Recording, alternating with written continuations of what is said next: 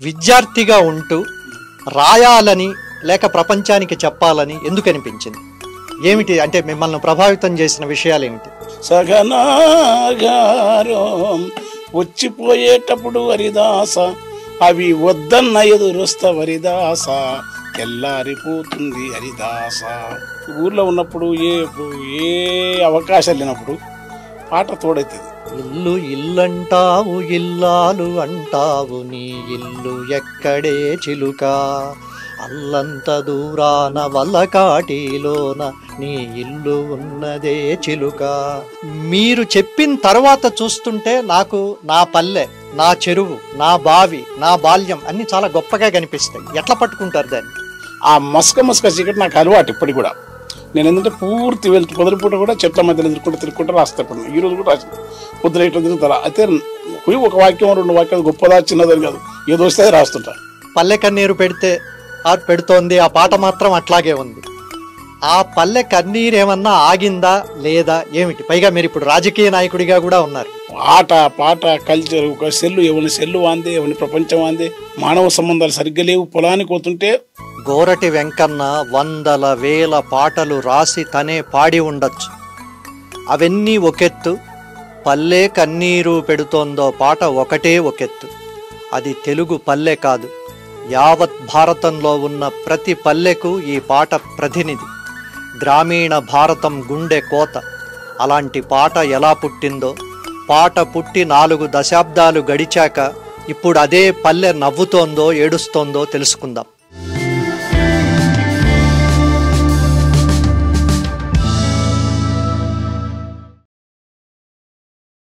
నమస్తే. ధాత్రి టీవీ తెలుగు అడ్డా పాడ్కాస్ట్ కార్యక్రమానికి స్వాగతం. కన్నీరు పెడుతున్న పల్లెల శోకాన్ని ప్రపంచానికి చూపించినవాడు, ఎండిపోయిన వాగులో పొర్లి పొర్లి ఏడ్చినవాడు, చిన్న గల్లీల్లో పెద్ద కథలను పట్టుకున్నవాడు, ముళ్ళ నల్ల తుమ్మ చెట్లకు పవిత్రతను అద్దినవాడు, పిట్టల్లా బతుకుకు రెక్కలు కట్టి స్వేచ్ఛా విహంగమై ఎగిరినవాడు, అద్దాల అంగళ్ళ ఆన్లైన్ మాయకు బతుకు ఎలా బొంగరమై గిరగిరా తిరుగుతోందో చెప్పినవాడు. ఇలా ప్రజాకవి వాగ్గేయకారుడు అయిన గోరటి వెంకన్న గురించి చెబుతూ పోతే మాటలు చాలవు. తెలుగులో మామూలు మాండలికం మాటలను మంత్రమయం చేసి తన పాటల్లో బీజాక్షరాలుగా మలచినవాడి గురించి చెప్పడానికి మామూలు మాటలు ఏం సరిపోతాయి? అతడొక కదిలే పల్లె, మూర్తీభవించిన గ్రామీణ భారతం, పూసిన పున్నమి వెన్నెల మేన మీటిన తెలంగాణ వీణ, మొత్తం తెలుగు గ్రామీణ వీణ. అలాంటి గోరటి వెంకన్న వెంట ఆయన పాటల పల్లవుల్లో పల్లవులుగా, చరణాల్లో చరణాలుగా వెళదాం పదండి. మనం నడిచి వచ్చిన దారులను మనకు అపురూపంగా చూపే ఆధునిక తరం వాగ్గేయకారుడు, తాత్వికుడు అయిన గోరటి వెంకన్నతో ఆయన పాటలు ఎలా పుట్టాయో తెలుసుకుందాం. ఆకాశానికి ఆకాశమే పోలిక, సముద్రానికి సముద్రమే పోలిక అంటాడు వాల్మీకి. అలా గోరటి వెంకన్నకు గోరటి వెంకన్నే పోలిక. ఆయన పాటలను విశ్లేషించడం కంటే ఆ పాటలను అలాగే ప్రత్యేకించి ఆయన గొంతులో వినడమే ఒక యోగం, ఒక వైభోగం. కాకపోతే ఆ పాటలు ఎలా పుట్టాయో తెలుసుకోవడం మన బాధ్యత, వాటి సందేశాన్ని అర్థం చేసుకోవడం మన అవసరం. నమస్కారం అన్న. నాకు సాధారణంగా కార్యక్రమానికి పిలిచినప్పుడు ఏ అతిథినైనా మీరు అని గౌరవించడం చాలా అవసరం. నువ్వు తెలంగాణ వాడివి, నేను రాయలసీమ వాడిని. నాకు నువ్వు అని నేను ఇది వరకు 30 ఏళ్ళుగా నేను ఎలా పిలుస్తున్నానో అలా పిలిస్తేనే నువ్వు నాకు దగ్గరగా. కాబట్టి నేను పాత మొదటి ఇంటర్వ్యూ చేసినారు మీరు, మొదటి ఇంటర్వ్యూ అప్పుడు. అవును అవును అవును, అందుకే వచ్చిన నేను. కానీ అప్పటికిప్పటికీ నాకు కొద్దిగా మీరు కుంటుతూ నడుస్తున్నారు, అదొక్కటే బాధగా. మనకంటే గ్రామం ఉన్నారు కదా, గ్రామాలలో 60 దాటితే అయిపోయిందన్నట్టే ఉంటారు. మళ్ళీ తెలంగాణ గ్రామం, రాయలసీమ గ్రామాల్లో అంతే. తెలంగాణ రాయలసీమ అంటే 50 దాటేదో ముసలితనం అంటారు. అది రాకుండా మానసికంగా ప్రిపేర్ అయి ఉంటారు. ఇప్పుడు నేను ఒక 30-35 ఏళ్ల వెనక ఉన్న వెంకన్నను పట్టుకోవాలి. విద్యార్థిగా ఉంటూ రాయాలని లేక ప్రపంచానికి చెప్పాలని ఎందుకు అనిపించింది? ఏమిటి అంటే మిమ్మల్ని ప్రభావితం చేసిన విషయాలు ఏమిటి? అప్పుడేమంటే తెలియదన్నా, ఏదో ఎందుకో రాసేది, ఎందుకు రాస్తాం అనేది. ఇది కవిత్వం అనేది ప్రాథమిక స్థాయిలో పాడుకునేది. అంటే వేల్చేరిన రావు లాంటి వాళ్ళు చెప్పినా, ఈవెన్ మార్గ కవులు కూడా మొట్టమొదటి ఎవరైతున్నారో వాళ్ళందరూ కూడా లేఖ చెప్తే అశువుగా చెప్పే పద్ధతి అవధాన అశు సాహిత్యం. అశువు అని మనకు తెలియదు, కానీ ఆ చెప్పే పద్ధతి అనేది ఒకటి ఊర్లో పాడే అలవాటు ఉంది. అది బహుశా తెలంగాణ యక్షగానాల వల్ల, గ్రామీణ ప్రాంతం యొక్క మౌఖిక సాహిత్య వల్ల వచ్చి ఉంటుంది. రెండోది జీవితం ఏంటంటే పని పాట అని మామూలుగా దాని ఇంకా పెద్ద విస్తృతం అది. ఊర్లో ఉన్నప్పుడు ఏ అవకాశాలు లేనప్పుడు పాట తోడవుతుంది. ఒంటరి పసల కాపర్లకు, కొండలెక్కినప్పుడు, పొలాలు ఉన్నప్పుడు, బల్లె కూడా పోయినప్పుడు. అప్పట్లో ఒక 40 ఏళ్ళు ఎంత అందమైన ఊర్లో అవి. చిన్న స్కూల్ కూడా ఒక ఆలయం లేకుంటుండే.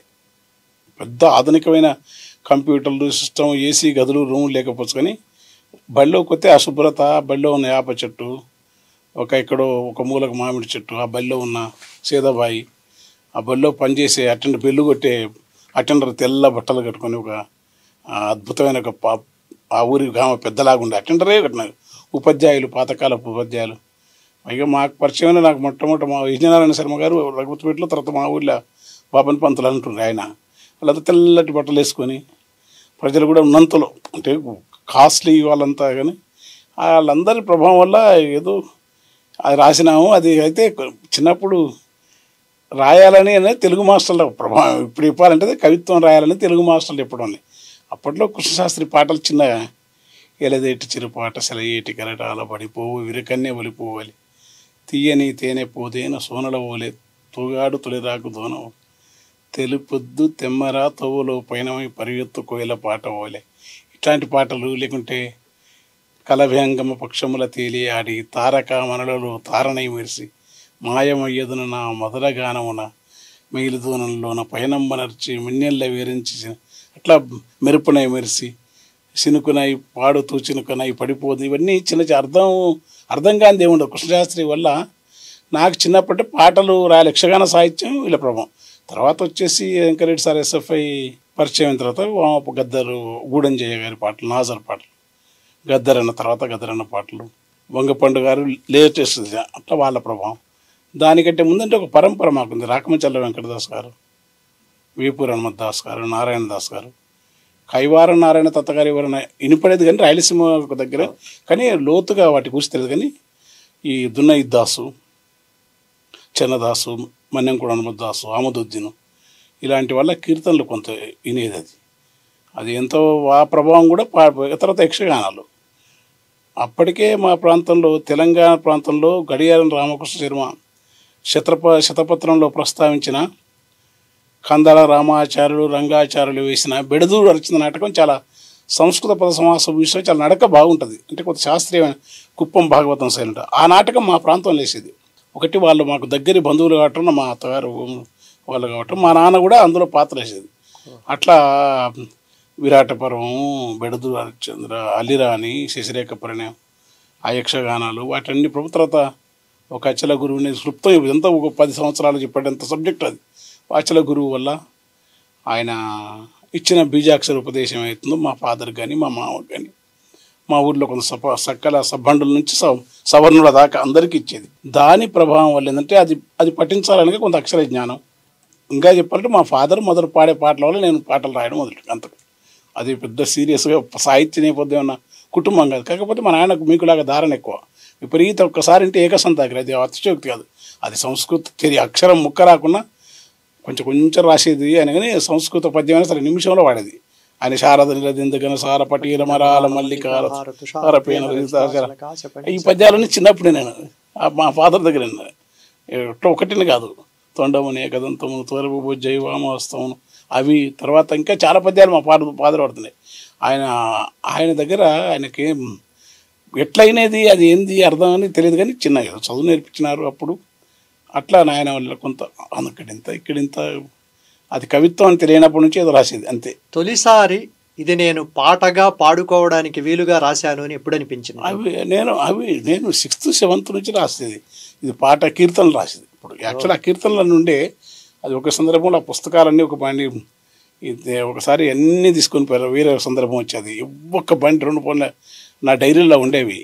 చిన్నప్పుడు రాసినవి కొన్ని మాత్రం ఆదుకుని అప్పుడప్పుడు ఉండే. అట్లా తొలిసారి కాకర పాదులకు కాలువ కట్టినప్పుడు, నిమ్మ పండ్లు నమ్ముకు నీళ్లు పెట్టినప్పుడు, అంటారా అని ఆకు అలము దింపినప్పుడు, ముట్టరాని ముళ్ళ కంపలి ఏరినప్పుడు, శరవంక తుమ్మల్ల కొమ్మ నరికినప్పుడు, అట్లా ఆ పాట అట్లా ఫస్ట్ అది రాసినాను. ఆ తర్వాత అది బాగా ప్రచారం అయ్యి అరుణోదయ వాళ్ళు మొదటి వాళ్ళ పుస్తక సంకలనంలో మొదటి పాటకు వేసినది.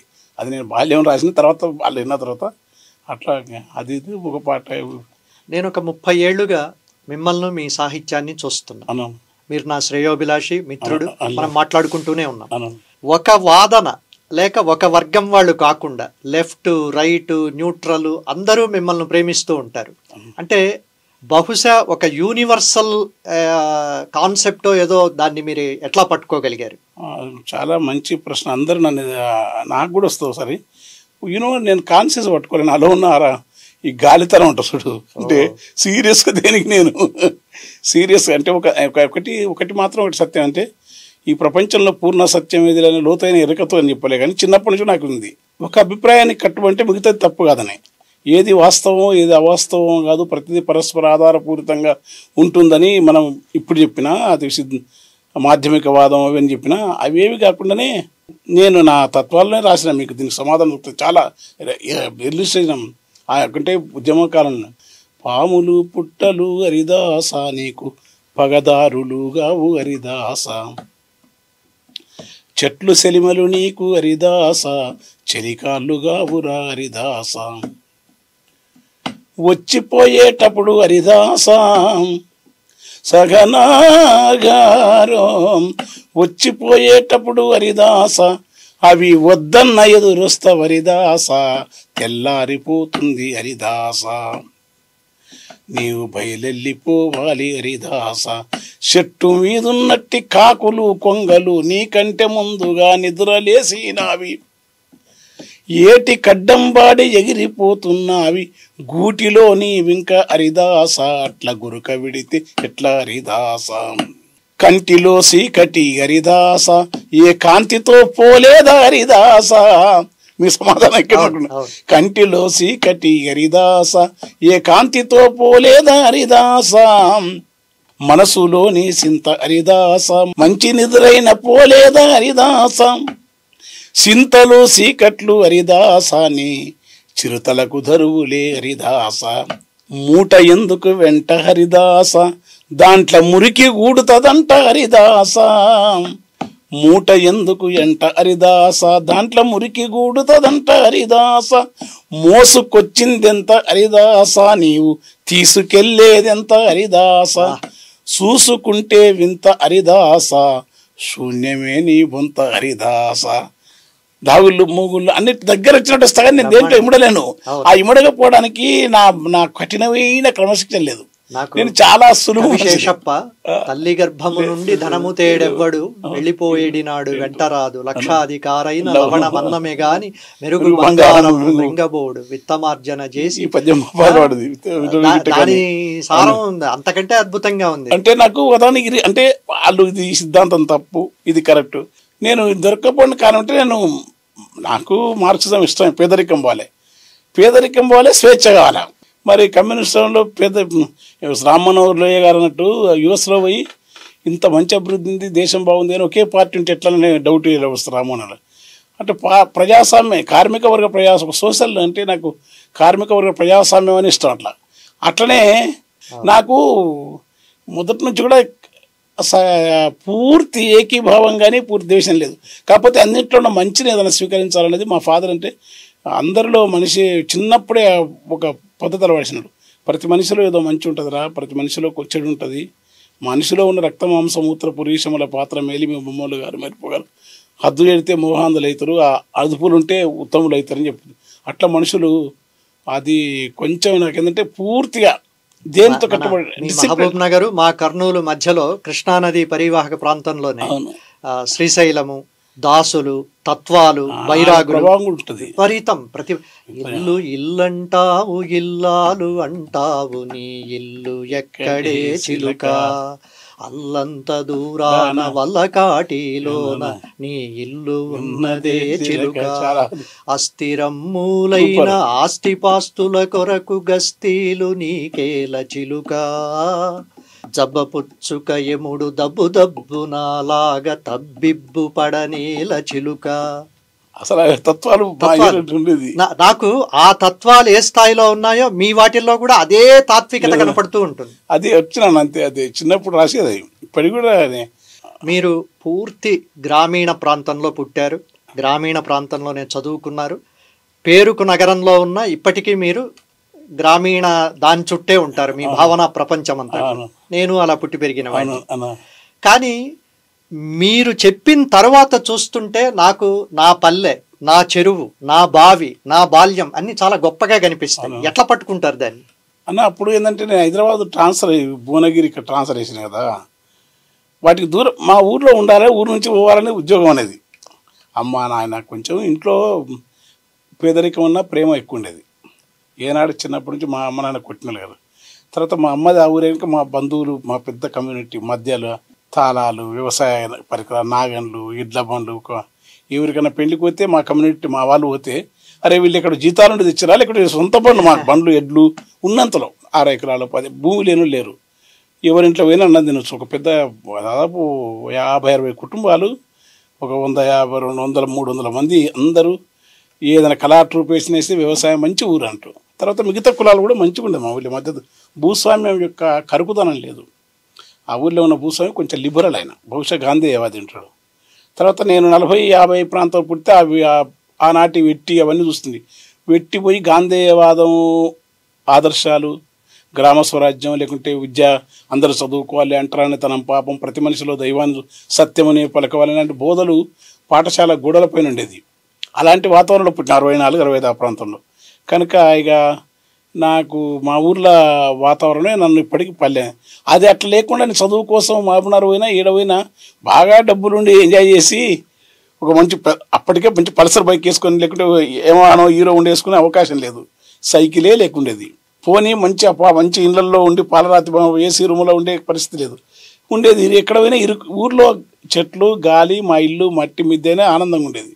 మనుషులు ఆకలైనా, అది ఆపదైనా అందరిలో ఒక జీవితం అనేది సామూహికత, దుఃఖమైనా పంచుకునే. అక్కడ చదువుకున్నప్పటి నుంచి మొదలైంది ఆ ఒంటరితనం నాకు. అంటే కిరాయిళ్ళల్లో ఉండటం, ఆ రూములు, తర్వాత ఇక్కడ వచ్చి ఫ్యామిలీ ఉద్యోగం, నాగరికం రావడం పరాయి దేశం. మా తాలూకానే ఇప్పుడు నాకు అమెరికా అన్ని తిన్న తర్వాత దగ్గర అనిపిస్తాయి. అప్పుడు మా ఊరు నుంచి 10 కిలోమీటర్లు రావాలంటే పరాయి దేశంలో కనిపించేది. అమ్మ ఇక్కడ ఎందుకు వచ్చిన, మా ఊరిలో ఎవరైనా వస్తే నేను మొదట గమ్మత్తు అనిపిస్తుంది. మా ఊరిలో ఎవరైనా బస్సులు కనపడితే మాట్లాడేది అప్పుడు 20 కిలోమీటర్లకే. ఆ తర్వాత నల్గొండ ట్రాన్స్ఫర్ అయితే యాదగిరిగుట్ట భువనగిరిలో జాబ్ చేస్తూ, యాదగిరిగుట్టలో ఆలేరులో జాబ్ చేస్తున్నాం. ఎవరైనా యాత్రలకు వస్తే మా ఊరిలో అనిపోయేది. ఆ వెనుకటితనం, ఒక అమాయకత్వంతో కూడిన వెనుకబాటుతనం, ఒక బ్యూటీ నన్ను బాగా అక్కడ ప్రిమిటివ్ తత్వం. అది ప్రిమిటివ్ తత్వం ఎందుకు వచ్చిందంటే తెలియదు. తర్వాత ఇంకా అది అలవాటు అయింది, అట్లనే ఉన్నాము. తర్వాత ఆధునికత కూడా వంట పట్టలేదు, పట్టకపోతే చదువుకున్న పట్టలే.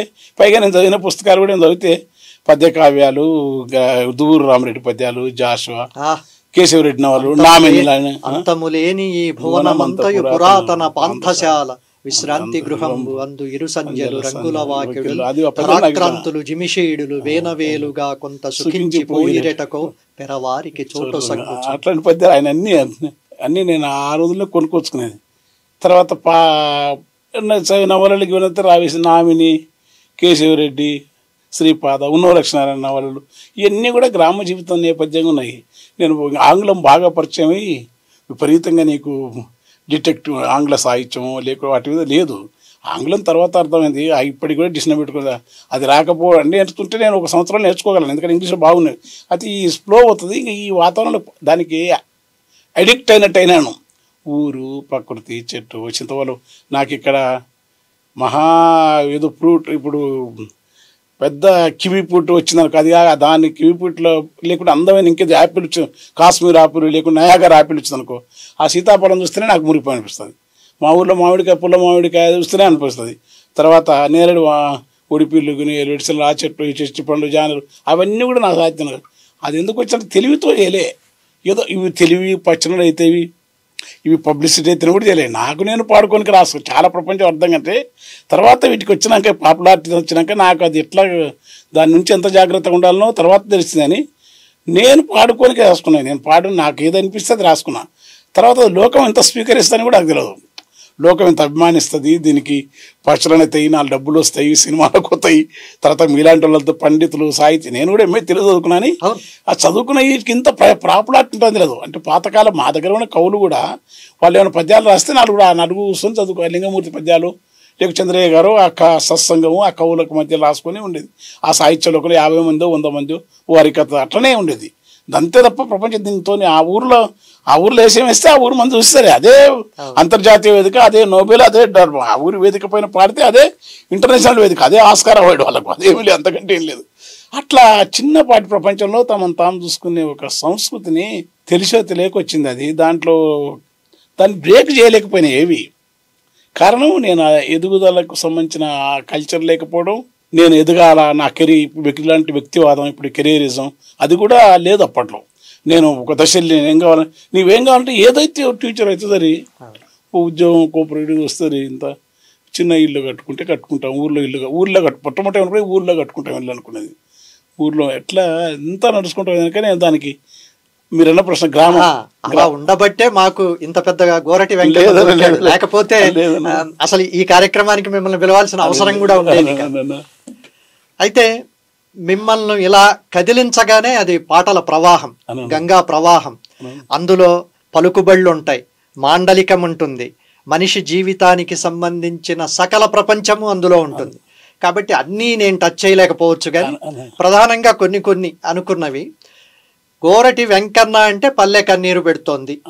ఇంత ఇది రావడానికి అసలు ఆ పాట రాయడానికి నేపథ్యం ఏమిటి? ముందు మీరు రాశారు, తర్వాత సినిమాలో వాడారు, అది నాకు తెలుసు. అవునన్నా, అది ఎంతముందు చెప్పినాను, చాలాసార్లు చెప్పిన. అయితే అది నాకు మా ఊరు చుట్టూ పుల్లోనిబాయి, మేలబాయి, సిలుకొలబాయి, కోలుబాయి ఇట్లా బావులు ఉంటాయి, పెద్ద పెద్ద బావులు. వాటి చుట్టూ వ్యవసాయాలు, ఊర్లో మడుగులు, అక్కడక్కడ మడుగులు ఉండేది. అవన్నీ కరువు వల్ల ఇప్పుడు కాలచక్రం ఇప్పుడే వానలు ఎక్కువైనా, మళ్ళీ 50 ఏళ్ళ అంతా. అప్పుడు నేను ఒక దశలో నా 15-16 ఏళ్ళ నుంచి మొదలుకొని 24, 25, 30 మధ్యలో విపరీతంగా వరుస కరువులు ఉండదు మహబూబ్నగర్ జిల్లాలో. ఈ నీళ్ళన్నీ ఎక్కడ పోయినాయి, ఒకరొకరు బోర్లు వేసి రైతుల క్రమంలో నేను ఆ ఊరు నుంచి మా ఊరు వదిలి ఆలేరు ప్రమోషన్ వచ్చి ఇక్కడ వచ్చినాను. అప్పుడు నాకు ఊరు యాదికి వచ్చి ఒక రాత్రి హైదరాబాద్లో వచ్చిన జామయ్య ఉస్మాన్ దగ్గర ఒక చిన్న గదిలో ఉండేది. అంతా ఇరుకు బతుకు, ఇరుకు టెంటల రకం అయ్యి అన్నట్టు ఉండేది. ఎలా వస్తేవన్నా ఈ పట్నం ఇది కళ్ళ ముందే కాలుతున్న కష్టం అని అంత కోపం ఉండేది పట్నం మీద అప్పట్లో. ఇప్పుడు భాగ్యనగరం అంటే ప్రాస్తం, కానీ ఇవన్నీ అట్లా ఉండేది. అది పైగా దాదాలు, లంపెన్స్, ఎవడు పొత్తనం చేసుడు ఉంటుండే ఊర్లలో. అప్పుడు పేపర్ ఉన్నా చదువుకున్న పెద్ద ఏముండదు, చిన్న అక్కినేని నాగేశ్వరరావు సినిమా, ఇంటి సినిమా ఇట్టే ఉండేది, కానీ పెద్ద ప్రపంచం తెలియదు ఊర్లలో. కానీ ఇక్కడ వాడు దాదా 2 చంపిండు వాడంతా, ఇవన్నీ భయంకరం అనిపించేది. అందుకని పల్లె మంచిగా అనిపించి నేను ఇక్కడ భువనగిరి ఇక్కడ ఎందుకు వచ్చినా అని ఆ ట్రైన్లో పోతుంటే సినిమాకే అప్పటికి సినిమా పాటలు రాస్తున్నాను. శ్రీరాముడు ఏ సినిమా పోతున్నాయి, దానికంటే ముందు సినిమా నారాయణమూర్తి గారు శ్రీరాముడు. ఆ వేటపాలెం ఆ చీరాల దాటిన తర్వాత నీళ్లు తలత ఇసుక తిన్న నీళ్లు మెరుస్తున్నాయి. నా దగ్గర ఎప్పుడు కృష్ణశాస్త్రి పుస్తకం ప్యాషన్ నాకు ఇప్పటికి కూడా కృష్ణశాస్త్రి అంటే విపరీతం ఆరాధన, ఒక ప్యాషన్. అది ఎందుకున్నదని తెలియదు. అది ఏం ముఖస్థితి మీకని కదా, నాకు అందరికీ తెలుస్తుంది, నేను పాడదు. ఓ పుస్తకం అయితే ఏదైనా పుస్తకం మంచి పుస్తకం దాని చివరి పేజీ ఉంటుందా, నేను చదువుకుని దాని మీద రాసుకుంటా. అట్లా పల్లెకంటే పాటు ఆ కవర్ పేజీ చివరిలో 2 పేజీలు ఉంటాయి ఖాళీ, దాని మీద రాసుకున్నా. మడుగులన్నీ తొలితో చిరణం అదే, మడుగులన్నీ అడుగంటి పోయినవి, బావులు సాగుకు దగ్గరైనవి, సాకలి పొయ్యిలు బావులన్నీ సాగుకు దగ్గరైనవి, వాగులు వంకలు ఎండిపోయినవి, సాకలి పొయ్యిలు గులి. అది రాసి తర్వాత ఈదులన్నీ ఒట్టి ముద్దులైనాయి. అట్లా ఒక 4 చరణాలు రాసుకున్నా. ట్రైన్లో పోతుంటే నైట్ మంచి నాకేంటంటే మధ్యరాత్రి 1 గంటకు 12 తర్వాత మంచి నిద్ర మెరికైంది. ఒకసారి నిద్ర వెళ్ళేసినాక ఆ ట్రైన్ పక్కల నేను reservation first class second class చేసినని నేను ఆ కిటికీ ఏసీ లేకుండా కిటికీ తీసి అంటే స్లీపర్లో కూర్చుంటా. ఇప్పుడు శాతం అవుతుంది, కానీ స్లీపర్లో కూర్చొని ఇంకా నిద్రపోకుండా చూస్తుంటా. అది పోతా ఉంటే నిద్ర వస్తుంటుంది అద్భుతంగా. అట్లా ఒక తెలియని ప్రపంచంలో నీడ మొత్తం లైట్లు గిట్లు నిద్ర పడుకొని కొంచెం బెడ్ లైట్ లేకుండా చీకట్ లేకుండా ఓసారి దుప్పటి కప్పుకొని లేచి రాసి మళ్ళీ అక్కడి నుంచి అక్కడ పోతే అక్కడి తర్వాత పొద్దుపూట పేర్చుకొని 4:30 యాతన ఉంటుంది. ఆ మసక చీకటి నాకు అలవాటు ఇప్పటికి కూడా. నేను ఏంటంటే పూర్తి వెళ్తూ పొదరిపూట కూడా చెట్ల మధ్యలో తిరుక్కుంటూ రాస్తా ఇప్పుడు ఈ రోజు కూడా రాసిన పొద్దున ఇట్లా తిరుగుతారా అయితే ఒక వాక్యం 2 వాక్యాలు గొప్పదా చిన్నదని కాదు ఏదో వస్తే అది రాస్తుంటా. అట్లా ఇది రాసి పెట్టుకున్నా. ఆ మస్క సీకట్లో అందరు పడుకున్నారు, అట్లా బయట చూస్తుంటే ఏదో అలాగే ఈ దుఃఖం అనిపిస్తుంది, అయ్యో ఊరు ఇట్లనే అది రాసి పెట్టేసిన. ఏమో చేయాలి, ఏదో మళ్ళీ ఊరికి పోయినా ఏమో జరుగుతుంది, ఏమో జరుగుతుంది, ఏమైంది, ఈ వాడు ఇబ్రాహిం ఎక్కడ పోయిండు అనే తర్వాత ఊరికి పోయినా ఈ జహాంగీర్ అన్న నేను వాడు ఒకటే పుట్టిన ఒకటే బల్లే ఇబ్రాహిం జహాంగీరు ఆ సుఖంటు సువర్ణ ఎవరు ఉంటారు యాదగిరి మా క్లాస్మేట్స్ అంత ఉంటారు పాండు. ఈ ఇబ్రాహిం గారు ఎక్కడ ఉండి జహాంగీర్ ఎక్కడ ఉండి కట్ట మిషన్ పోయి వాడు ఏదో పాపం ఇచ్చారు చెప్పిండు, వీడేమో షాక్ కొట్టేసిపోయినాడు. అప్పుడు వాళ్ళు యాదికి వచ్చినాడు, పరక చేపలకు గాలాలేసి తురకల పోరలు ఏడవయిరి అట్లా లారీలల్లా క్లీనర్లు అయ్యి పెట్రోల్ మురికిల ఏమి ఎడిటింగ్ కూడా లేదు. అది ఎడిటింగ్ చేసుకున్న పాట కదా, మళ్ళీ రాయాలి బాగా రాయాలి, పర్ఫెక్షన్ లేదు. అట్లా రాసింది ఎట్లా ఉంచిన పెట్రోల్ మురికిల తల్లి దూదు సేమియకు దూరం అయినారా మాత్ర గీత్ర ఏదీ మార్చలే. ఆ బేకరికి పులాకరి ఆ వడ్ల బ్రహ్మయ్య గారంటే ఆడుతుంటే గోడ్లు ఆడుతుంటే కడతా అతను ఎక్కడ ఉంటే లింగాలు దిక్కడ అంటే ఆయన ఆసాములంతా కూర్చున్నట్టు ఒడ్రంగుడు అరకల పనికి ఆకలి తిరకని. చక్రం అని చిన్నప్పుడు పద్మశాలి అండి, అతను స్పీడ్తో సాలడ మగ్గం వాళ్ళు పెట్టుకుని చాలామంది వినరు. అట్లా ఇంకా నాటకాలు అర్చింది నాటకాలు అంటే ఊర్లో అప్పుడు బాగా నాటకాలు మాకు రాయలసీమ దగ్గర కదా పద్య నాటకాలు ఉంటుండే. బ్రహ్మచారి చాలామంది అంతా పాట రాస్తున్నప్పుడు ప్రతి మనిషి నాకు పరిచయం ఉన్న మనిషి అది నేను ఫీల్ అయ్యి రాసిన, దీనికి ప్రచారం అవుతుంది, దీనికి ఇంత పేరు వస్తుంది, అది ఇప్పటికీ ఒక గొప్ప కళాఖండం ఉంటుంది, దానికంతా అన్నీ కుదిరినాయి. ఆ పాటకు మ్యూజిక్ అట్లే కుదిరింది, శ్రీనివాస్ గారు వందేమాతరం శ్రీనివాస్ పాడకం అట్లే వాడినాడు, ఆ లిరిక్స్ అట్లే వచ్చింది. తర్వాత దానికి ఉన్న చర్చ ఇప్పటికీ కొత్త పాటలేకనే దానికి అది కుదిరింది. కుదురుకుంటారు అన్నీ కుదురుతానే, అన్నిట్లో కుదరదు. అట్లా కాలం కలిసి వచ్చింది అంటారు, అట్లా వచ్చింది ఆ పాటకు. అది దాంతో ఒక 3 దశాబ్దాలు గడిచిపోయింది. పల్లె కన్నీరు పెడుతోంది, ఆ పాట మాత్రం అట్లాగే ఉంది. ఆ పల్లె కన్నీరు ఏమన్నా ఆగిందా లేదా ఏమిటి? పైగా మీరు ఇప్పుడు రాజకీయ నాయకుడిగా కూడా ఉన్నారు. నేను మిమ్మల్ని ఇబ్బంది పెట్టడానికి అడగట్లేదు, సాహిత్య కోణంలో పల్లెల శ్రేయస్సు దృష్ట్యా. పల్లె కన్నీరు వచ్చిన దశలో వృత్తులని విధ్వంసం అయిపోయినాయి, ఆల్టర్నేట్ లేదు. తర్వాత కొత్త వృత్తులు వచ్చినాయి. ఆ కొత్త వృత్తులు కన్నీరు ఆగిందా అలజడి ఎక్కువైంది. కానీ ఒక ఊర్లో కనీసం వాళ్ళు హైదరాబాద్లో ఉండరా, పల్లెకు సమీపన టౌన్లో ఉన్నారా, ఒక 10 మంది సెల్ ఫోన్ మెకానిక్ బయలుదేరినారు. ఒక ఊర్లో కనీసం 10 మంది ఆటోలు నడుపుతున్నారు. ఒక ఊర్లో 10 మంది ట్రాక్టర్ డ్రైవర్లు వచ్చిండ్రు. ఒక ఊర్లో దాదాపు ఒక 50 మంది మినిమం 100 మంది, చిన్న ఊర్లో కూడా 100 మంది తాపీ వర్కర్స్ నిర్మాణంలోకి వచ్చిండ్రు. తాపీ వర్కర్స్, తాపీ కాంట్రాక్టర్ని. అంటే పల్లె దుఃఖం పల్లెలో ఉండి అట్లే ఉంటే వెనుకబాడుతాం అనేది ఒక మేరకు అది ఆ చిన్న పరిమితంగా ప్రశాంతంగా బాసాకిరేవు ఆ బట్టలు ఉత్తుకొని ఏదో కలిగిందిని ఉండే పద్ధతులు ఉండే. కానీ కొత్త సరళీకరణ ఆర్థిక విధానాల వల్ల కొత్త పద్ధతులు వచ్చినాయి. దాన్ని ఎట్లా బ్యాలెన్స్ చేయాలనేంత రాజకీయ ఆర్థిక ప్రత్యామ్నాయ సిద్ధాంతాలు కానీ నా దగ్గర లేవు, నేను చెప్పలేను వాటి గురించి. ఎందుకంటే నేను ఎప్పుడు సీరియస్గా ఆలోచించను. కానీ అవి వచ్చిన దాంట్లో కూడా నేను ఇంకా దాంతో అంగీకరించలేకపోతున్నా. వచ్చినాయి, అది అనివార్యం కాలక్రమం. కనుక పైకి మాత్రం అంటే కొనుగోలు శక్తి పెరిగింది, ఇండ్లు కట్టుకున్నారు. తాటాకుల పాకలు ఉండేది కానీ తాటాకుల పాకల్లో సెలవు ఉండేది. ఇప్పుడు సిమెంట్ ఇళ్ళు ఉన్నాయి కానీ సిమెంట్ ఇళ్లలో ఎత్తు తక్కువ ఉంటుంది, కిటికీలు ఉండవు, సరిగ్గా ఉండవు, గాలి ఆడదు. తర్వాత కిటికీలు రెక్కలు తలుపు చెక్కలు సరిగ్గా ఉండవు. అప్పుడు ఊర్లో ఎక్కడెక్కడ ఊరంతా బయటికి ఎక్కడో పొలాల దగ్గర బావుల దగ్గర ఎక్కడ నీళ్ళు ఉండటం, అక్కడ డ్రైనేజీ వీళ్ళు ఉన్నాయి కానీ ఆయన మోరీలు చక్కగా వాడవు. ఇదొక రకమైన కొత్త అది ఈ మార్పు అనేది సంపన్నులకు కొంత ఎదిగిన వాళ్ళకు బాగా, గ్రామాల్లో కూడా కొంత ఎదిగిన వాళ్ళకు బాగుంది. ఎట్టంటే వాళ్ళు అదనపు పెట్టుబడులు ఇచ్చేసి ఇతరేతర ఒక్క వ్యవసాయంతోనే వృత్తితోనే కాకుండా చేపల పెంపకం, ఓ ట్రాక్టరు, ఒక జేసీపీ, ఒక పాల రకరకాల వృత్తులు పెట్టుకున్న బాగున్నాయి. కానీ వేగం ఉంది, విపరీతంగా డబ్బులు వస్తున్నాయి. కానీ బరకత్ అంటారు, వాకిట్లకు వచ్చిన లక్ష్యమే వాకిట్లో నిలిచింది, తెచ్చిన పైసా బరకతలే అంటారు. నేను రాసిన పాటల వచ్చిన లక్ష్యం వాకిట్లు ఉంది, తెచ్చిన కష్టానికి బరకత లేదు. ఆ బరకతలు ఎంత ఉంది, దాన్ని బాగలేదని చెప్పలేము, అవునని చెప్పలేదు. సంధికాలం పల్లెలో అట్ట ఉంటే బాగుంటుందా? అప్పుడు మనకు అట్లా 40-60 ఏళ్ళ కింద నేను చూసిన పల్లె అది ఆనాడు అది మంచిగా అనిపించింది. ఇప్పుడు ఈ క్రమంలో దీంతో పాటుగా ఏంటంటే దాంట్లో పేదరికం ఉండేది, దైన్యం ఉండేది, కానీ ఒక ఉపశమనం వెసులుబాటు ఉండేది. ఒక మనిషి మరొక మనిషితో కలిసి ఒక ఆపద అంటే ఒక మనిషి వచ్చే పరిస్థితి లేదు. ఎవరికైనా బాధల్లో ఊరంతా బండి కట్టుకొని బయలులేదు. ఇప్పుడు ఒక మనిషికి ఏమైనా కూడా పట్టించుకుంటాడు. ఆట పాట కల్చర్, ఒక సెల్లు, ఎవరి సెల్లు వాందే, ఎవరి ప్రపంచం వాందే, మానవ సంబంధాలు సరిగ్గా లేవు. పొలానికి పోతుంటే ఒక ముచ్చట పెట్టుకుని నడుచుకుంటూ పిల్లబాట పడుతుంటే అందం.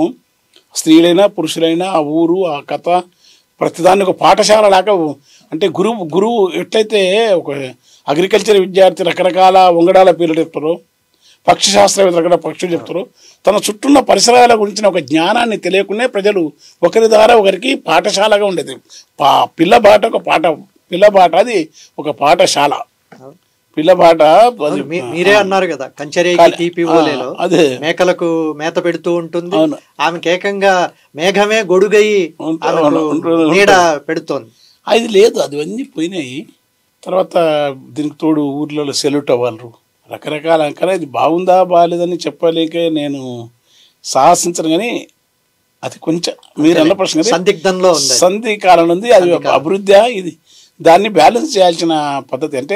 అంటే గ్రామీణమైన వృత్తులతో కూడిన స్వావలంబనను ఆధునికతను మేళవించాల్సిన పని అండి. కుమ్మరి చట్టం వేగమయ్యే యంత్రాలు రావాలా. ఆ వృత్తే తప్పు, మేము ఇంకా కుమ్మరి కుండలు వేయాలని అంటే ఇంకా దానికి సమాధానం మన దగ్గర లేవు.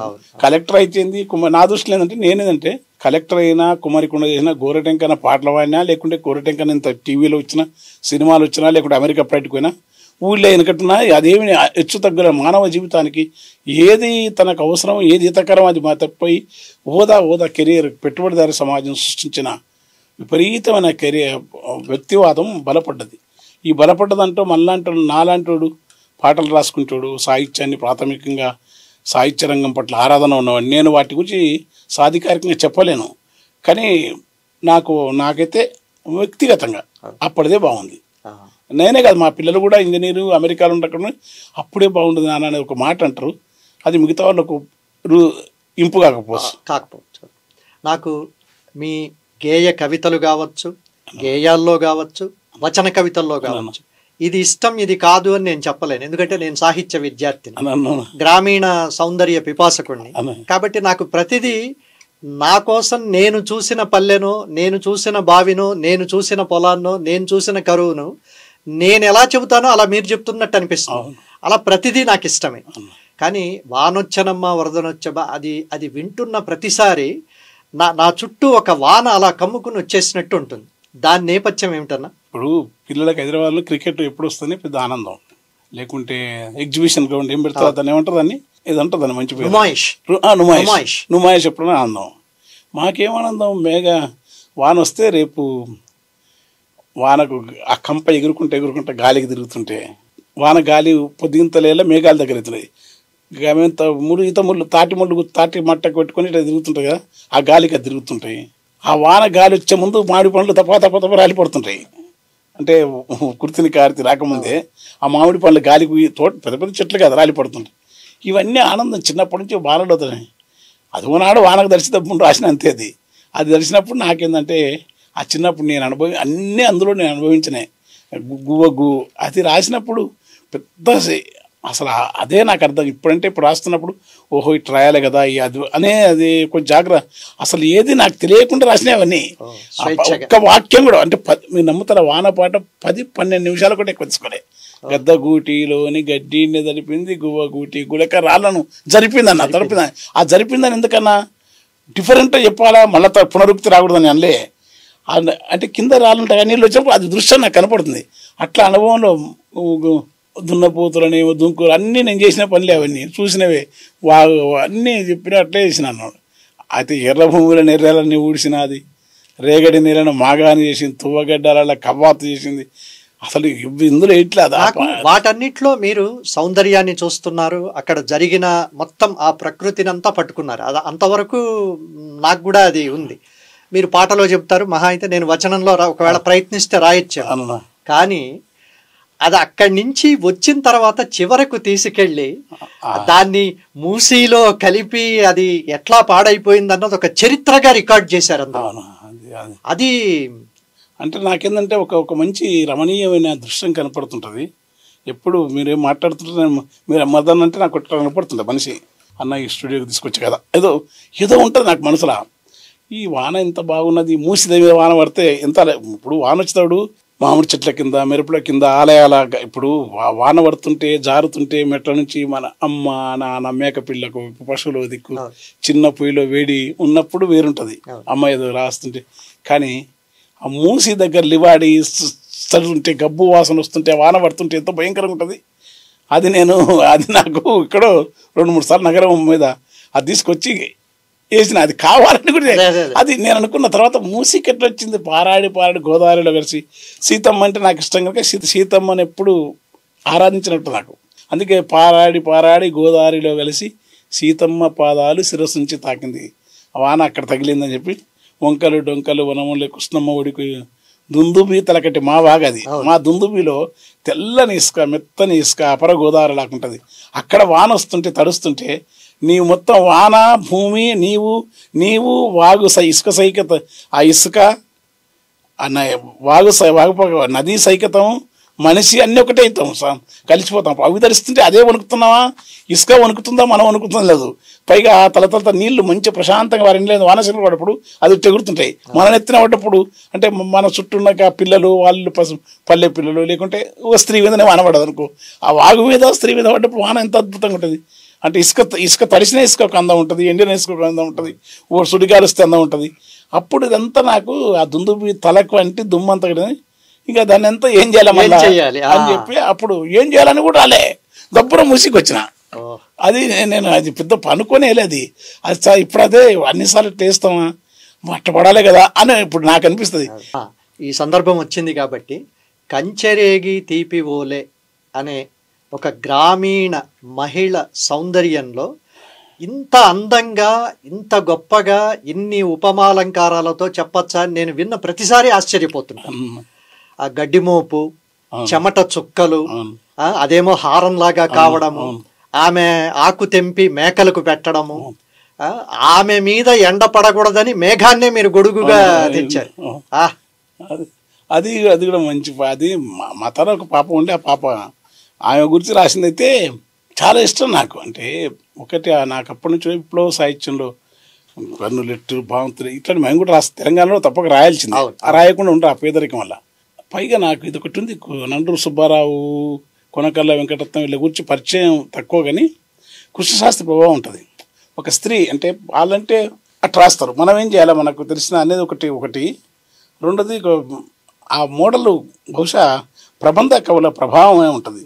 దాన్ని ఏం చేసినంటే నేను నా అదృష్టం ఏంటంటే నేను ఆ పద్యాన్ని కష్టపడి నారీని నడకబుల్ అని అనలేదు. కంచేరి అంతకనే కంచేరిగా బొంగురు గొంతు ఆ ఊర్లలో ఎండి. ఇప్పుడు ఆ స్త్రీలకు కూడా మంచి గాత్రం ఉంటుంది, కానీ ఎక్కువ ఎండకు తిరిగి పనిచేసే వాళ్ళ గొంతులు ఒక రకమైన జీరా అస్కి అంటారా, అస్కి అంటారు. ఎందుకంటే ఏ భాష తెలియదు నాకు. ఆ అస్కి ఉంటుంది చాలామంది గ్రామీణ స్త్రీలకు. ఆ అస్కి నేను 100 మంది స్త్రీల దగ్గర చూసిన. అది పౌరాణిక నాటక కళాకారులకు కూడా అది ఉంటుంది. రజనీబాయి కానీ, మీరు లతాలక్ష్మి కానీ, తర్వాత అంజలి దేవి అనేది ఇప్పుడు మరాఠీ అమ్మాయి అంజలి చింతలదిన్ని హనుమంతరెడ్డి గారి శిష్యురాలు, వీళ్ళంతా అస్కితో పాడతారు. ఆ తర్వాత ఇప్పుడు శైలజ అని ఒక అమ్మాయి, ఆమె కూడా అస్కి. వీళ్ళంతా గ్రామం నుంచి వచ్చిన వాళ్ళే, గ్రామాల గూడూరు సావిత్రి కానీ కానీ లతాలక్ష్మి అస్కి భలే ఉంటుంది. అట్లా ఆ కంచెరే ఊరికే నీ గొంతు కోయిల అవన్నీ మానవులు వాడిని ఎందుకు అని నేనేం చేసినంటే కంచెరే రేగి పండే బొంగురు ఉంటుంది, రేగి పండు తింటే గొంతు పోతుంటారు, గొంతు కొంచెం పొయ్యి పాడితే ఎట్లుంటుంది బొంగురు గొంతు అని. అది నేను అట్లా సగం అది కూడా తొందర రాసింది.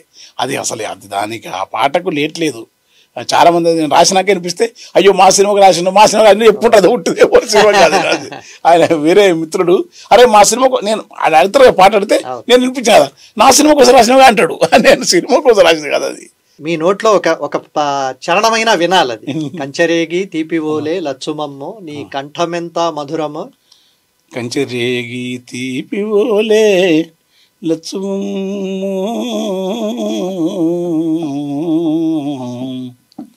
నీ కంఠమెంత మధురమేవో లచ్చువమ్మ, మారెం పారేటి అలల మీద పండు టెన్నెల రాలినట్లు ఊరే ఊట సెలిమలోన తేట నీరు తొనకినట్లు వెండి మెరుపుల నవ్వు నీదో లచ్చు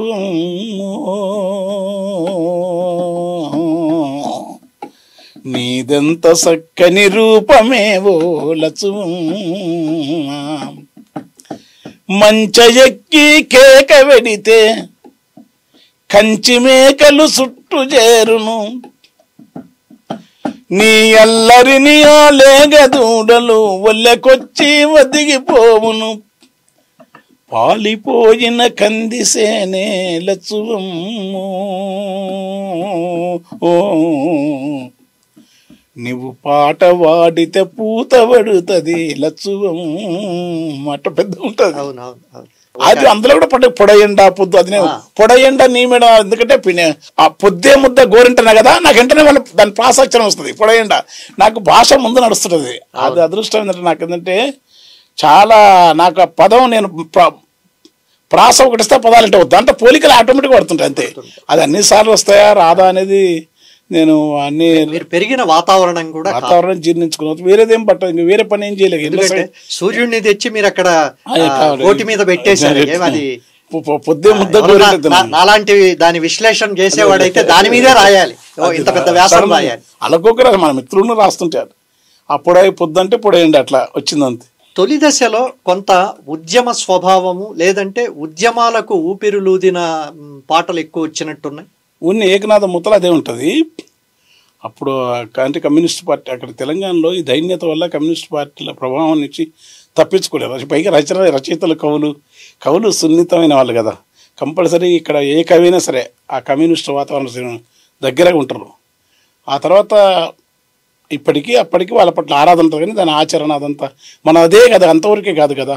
అన్నము బట్ట తిండి దొర పెత్తనాలు పోవడం కదా. మనిషి మనకు మనసు ఉంది, దానికి ఇష్టాలు ఉన్నాయి, అయిష్టాలు ఉన్నాయి, అనేక రకమైన వాత్సల్యాలు ఉన్నాయి, అనేక రకమైన సిటీకి వచ్చిన కొత్తల్లో రిపోర్టింగ్ వెళితే యూనివర్సిటీ దగ్గర అందుకోర కుదుపందుకోర పాడారు. అవును, అది మీదని తెలీదు నాకు. ఫస్ట్ అది నేను రాసింది.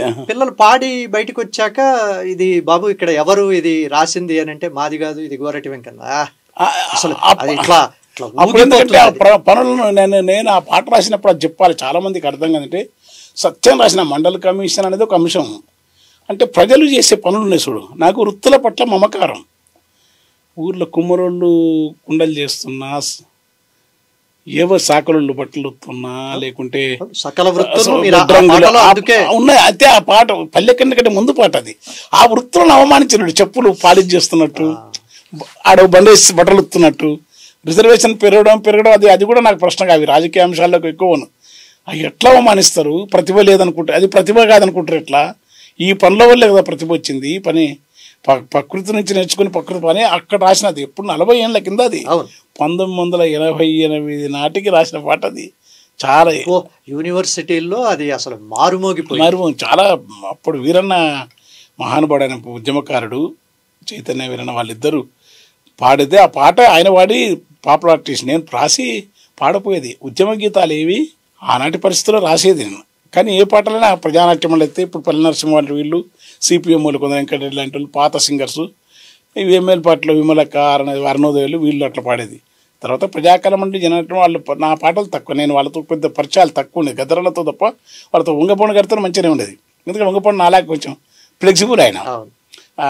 పూర్తి నిబద్ధత పేరుతోని సీరియస్గా ఆ చట్రంలో బిగించడం నాకు కవులు అట్లా ఉండొద్దు అనేది. ఆ చట్రంలో కూడా ప్రతి దాంట్లో కూడా తప్పడం. మళ్ళీ ఎవరికి బుద్ధిజీవులు కవులే. ఆ వజ్రాయుధం సోమసుందర్ గారు చెప్పకముందే నాకు చాలా ఆయన చదవకముందే కవులు అనేది పార్టీలు రాజకీయ సంస్థల్లో వాళ్ళు తమ సృజనను అయ్యి పరతంత్రం అయిపోతాయి. అంటే ఒక మాట ఎప్పుడు కోవిడ సుప్రసన్నాచార్య గారు అంటారు, నీ వివేకం పరతంత్రం అయిపోతే నీవేం కొత్తది ఆలోచించలేవు. ఆ పరతంత్రం చేసే లక్షణం ఉంది కానీ కవులు ఎప్పుడు కవులు ఉండాలా, తమ స్వతంత్రమైన యోచన ఉండాలి. పార్టీ చెప్పినట్టు నాయకులు చెప్పిన పాటలు రాసినట్టు కుంపలు ముగుతాయి. అది నేను మొదటి నుంచి కూడా నాకు పార్టీ నాయకులు ఎప్పుడన్నా పాట రాయమని చెప్తే నేను రాస్తాను, మీరు ఏదో చెప్పండి ఏ పాట రాయమని అంతే. కానీ వాళ్ళ క్లాస్ వాళ్ళ లెక్కలు వేరుంటాయి. వరల్డ్ బ్యాంకు, ద్రవ్యోల్బణం, IMF అని చెప్తారు. అందులో పదబంధాలు, సమాసాలు ఏం వాడాలి, అలంకారాలు, పరిభాష. సినిమా వాళ్ళు కూడా చాలా మంది అంటే చెప్తారు, వాళ్ళకి తెలిసిందే రకాలే ఉంటుంది. ఈ నేనంటే మంచిది మంచిది మనం అప్పుడు విన్న వాళ్ళ చుట్టూ తిరుగుతుంది. వాళ్ళ చుట్టూ తిరిగితే వాళ్ళని చెప్తే నా పాట రాయను నేను వాళ్ళు చెప్పిన దాన్ని వినకుండా, అంటే వాళ్ళ అంశం చెప్తే ఓకే, రాయనే కష్టమైతే నాకు. అందుకనే నాకు సినిమాలు అనేసరికి సినిమాల్లో సమరసింహ నువ్వు సల్లగుండాలి అన్నది, పైగా నేను రాయలసీమ నుంచి వచ్చాను, ఫ్యాక్షనిజం చూసిన వాడిని, ఫ్యాక్షనిజం మీద రిపోర్టింగ్ చేసి బెదిరింపులు కూడా ఫేస్ చేసిన వాడిని నేను.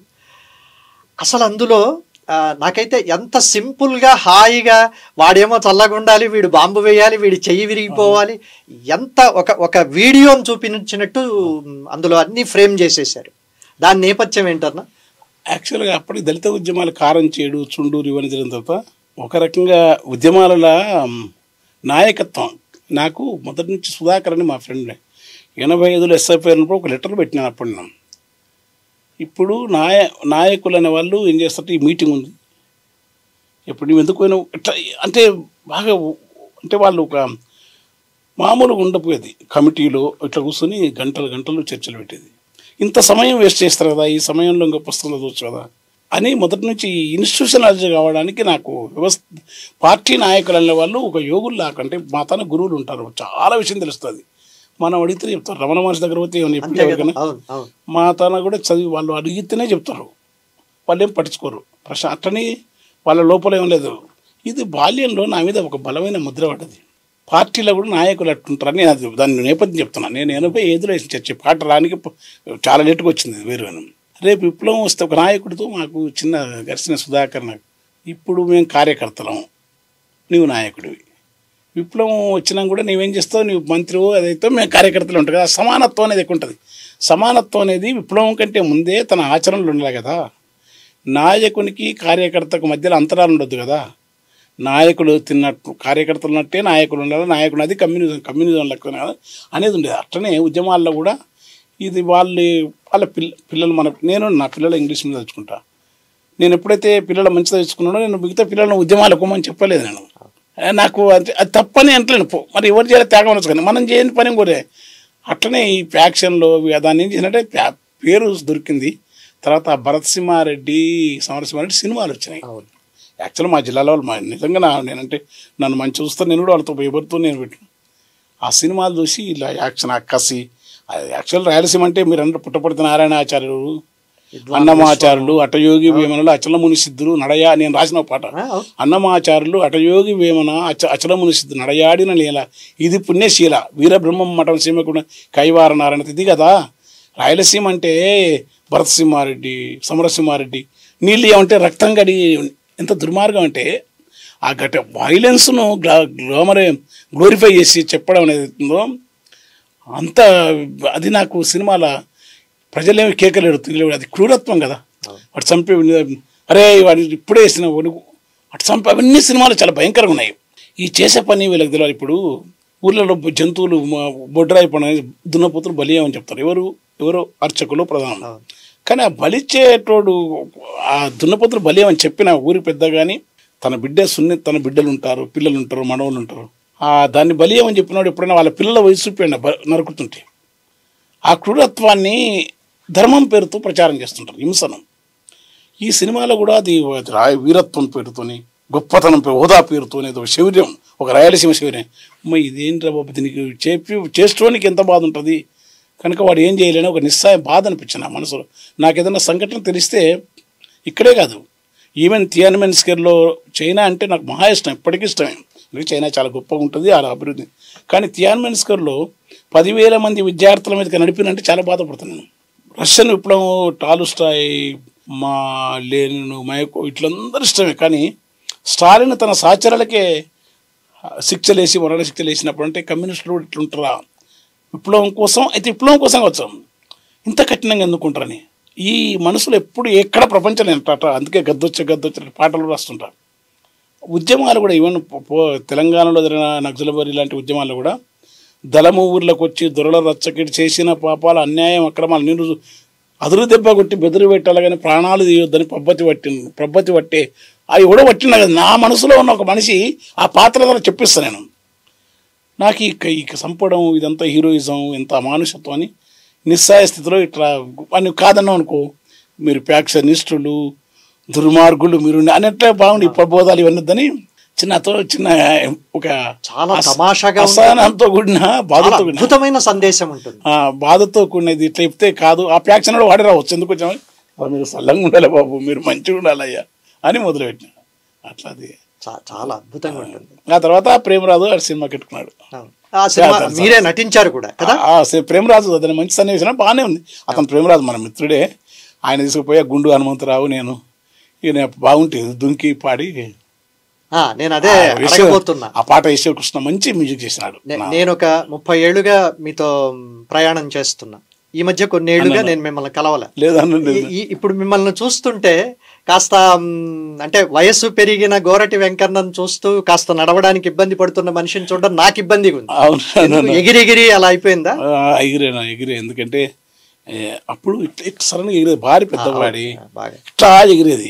మీ ట్రేడ్ మార్క్. తర్వాత మనకేమో ఈ కార్ల ఇప్పుడంటే ఏదో అవకాశం వచ్చినాక ఒక ఎన్నో ఏ కార్లు సుమో అంటే సుమే ఇంకో మెత్త పెట్టుకోవాలి, ఓ బెల్ట్ జాగ్రత్త లేదు కదా, ఆ గుంతల పుడితే. తర్వాత నేను చేసిన ఉద్యోగం కూడా ఒక 4 ఏళ్ళు కోఆపరేటివ్ బ్యాంకులో senior inspector promotion sale officer వేసిన.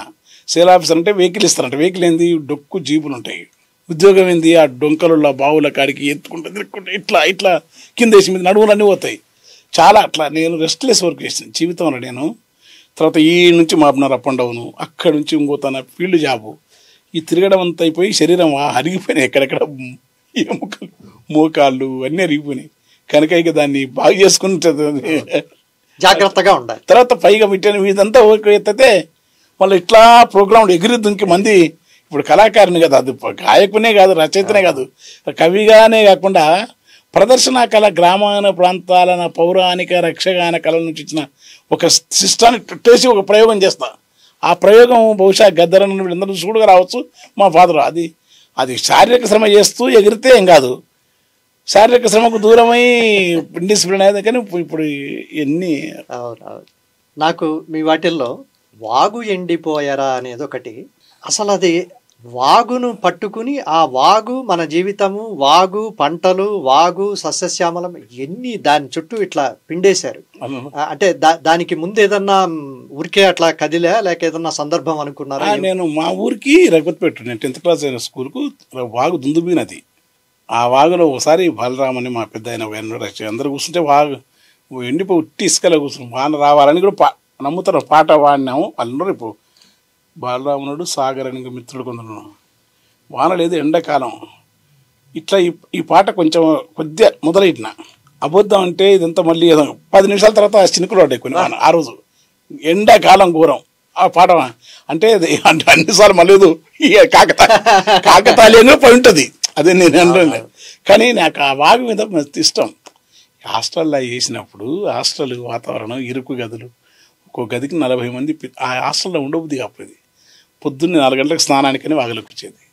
సాయంత్రం పూట పిల్లలు, ఆ హాస్టల్ వాతావరణం. మా ఊరికి వచ్చినేమో వాగు రోజు అప్ అండ్ డౌన్ చేయడానికి లేదు, పెద్ద వాగే. ఆ వాగు ఒడ్డుకు వచ్చుకొచ్చినది. పైగా వాగొడ్డునే రామగిరి పారే దుందుబి వాగుండే అని చిన్న ప్రశ్న పాట.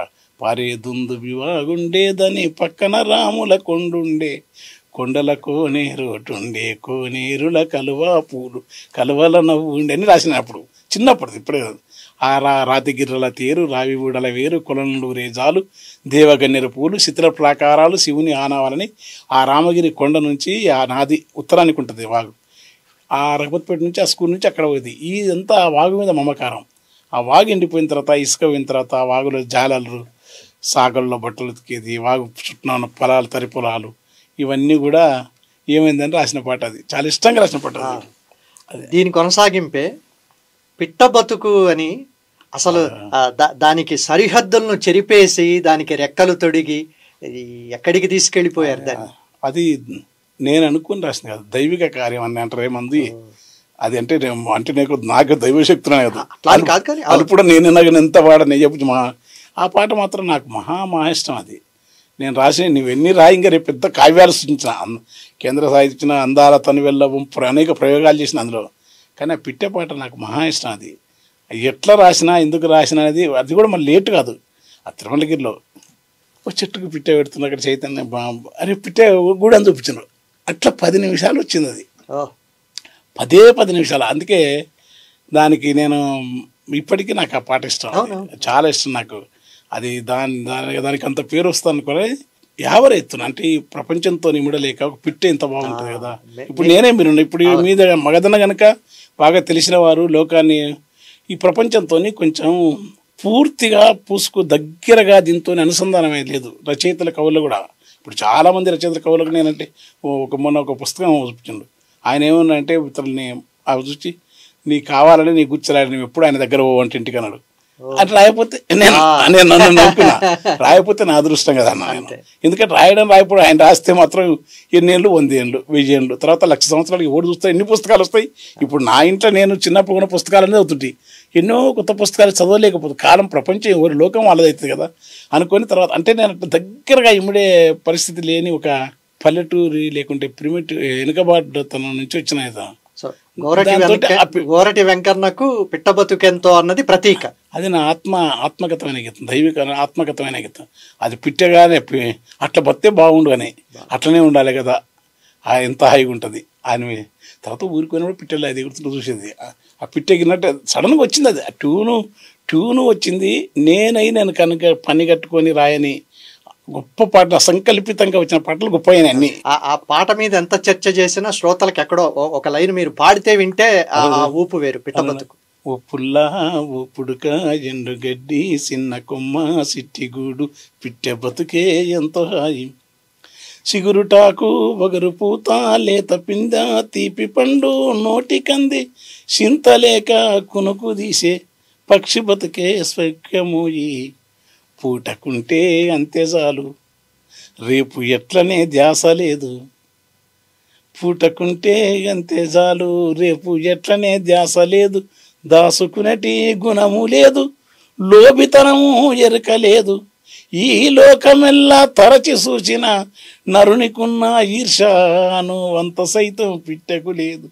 పుల్లా ఓ పుడుక చీకటైతే ఒదిగిపోయి వేకువానే నిద్రలేసి గాలిలోన ఈదుకుంటా గగన మంచులో తేలుకుంటా కొండ కోనలు దాటుకుంటా కొమ్మరెమ్మన వాలుకుంటా ఎల్ల వింతలు కళ్ళ చూసిన ఏది తనకు సొంతమానదే, తానల్లుకున్న గూటిలకొచ్చి పున్నమి వెన్నెలనే కాంచును, తానల్లుకున్న గూటిని కూడా పుల్లపుడుక ఎండుగడ్డితో ఎంత ఓర్పుతో అల్లుకున్న గూటిని కూడా, తానల్లుకున్న గూటిని కూడా పిల్లలు దిగినాక తాను వల్లనాని వెళ్ళిపోతుంది, రామశిలక గోరువంక పాలపిట్ట తీతుబమ్మ పావురాయి నరుడు పెట్టిన పేర్లు తప్ప తమకు ఊరు పేరే లేదు, ఆ పేరు కోసం ఉనికి కోసము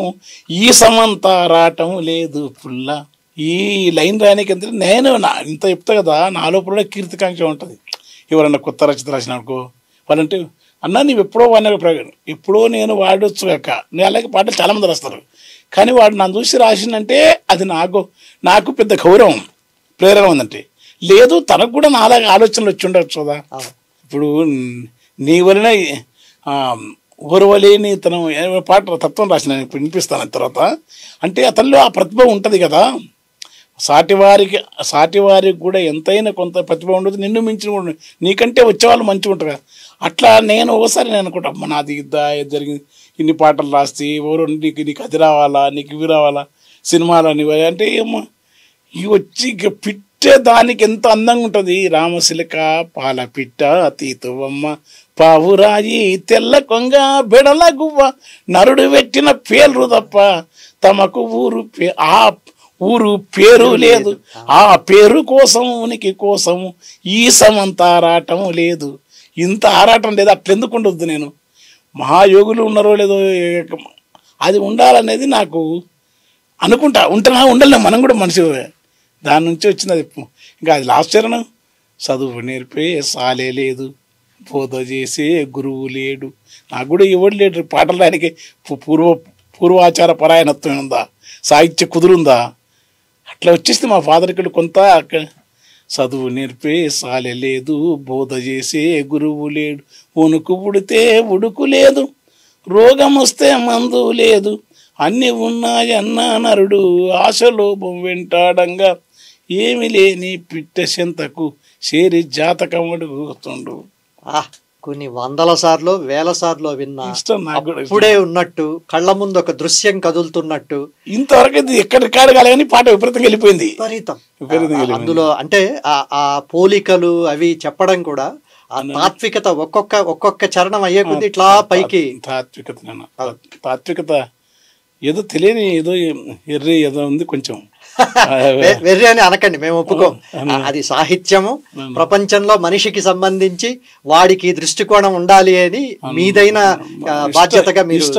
నాకు బాగా ఇష్టం నా పాటలో. దీని కొనసాగింపు ఇంకా గోరటి వెంకన్నతో మాట్లాడుతున్నాము అంటే పల్లె కన్నీరు,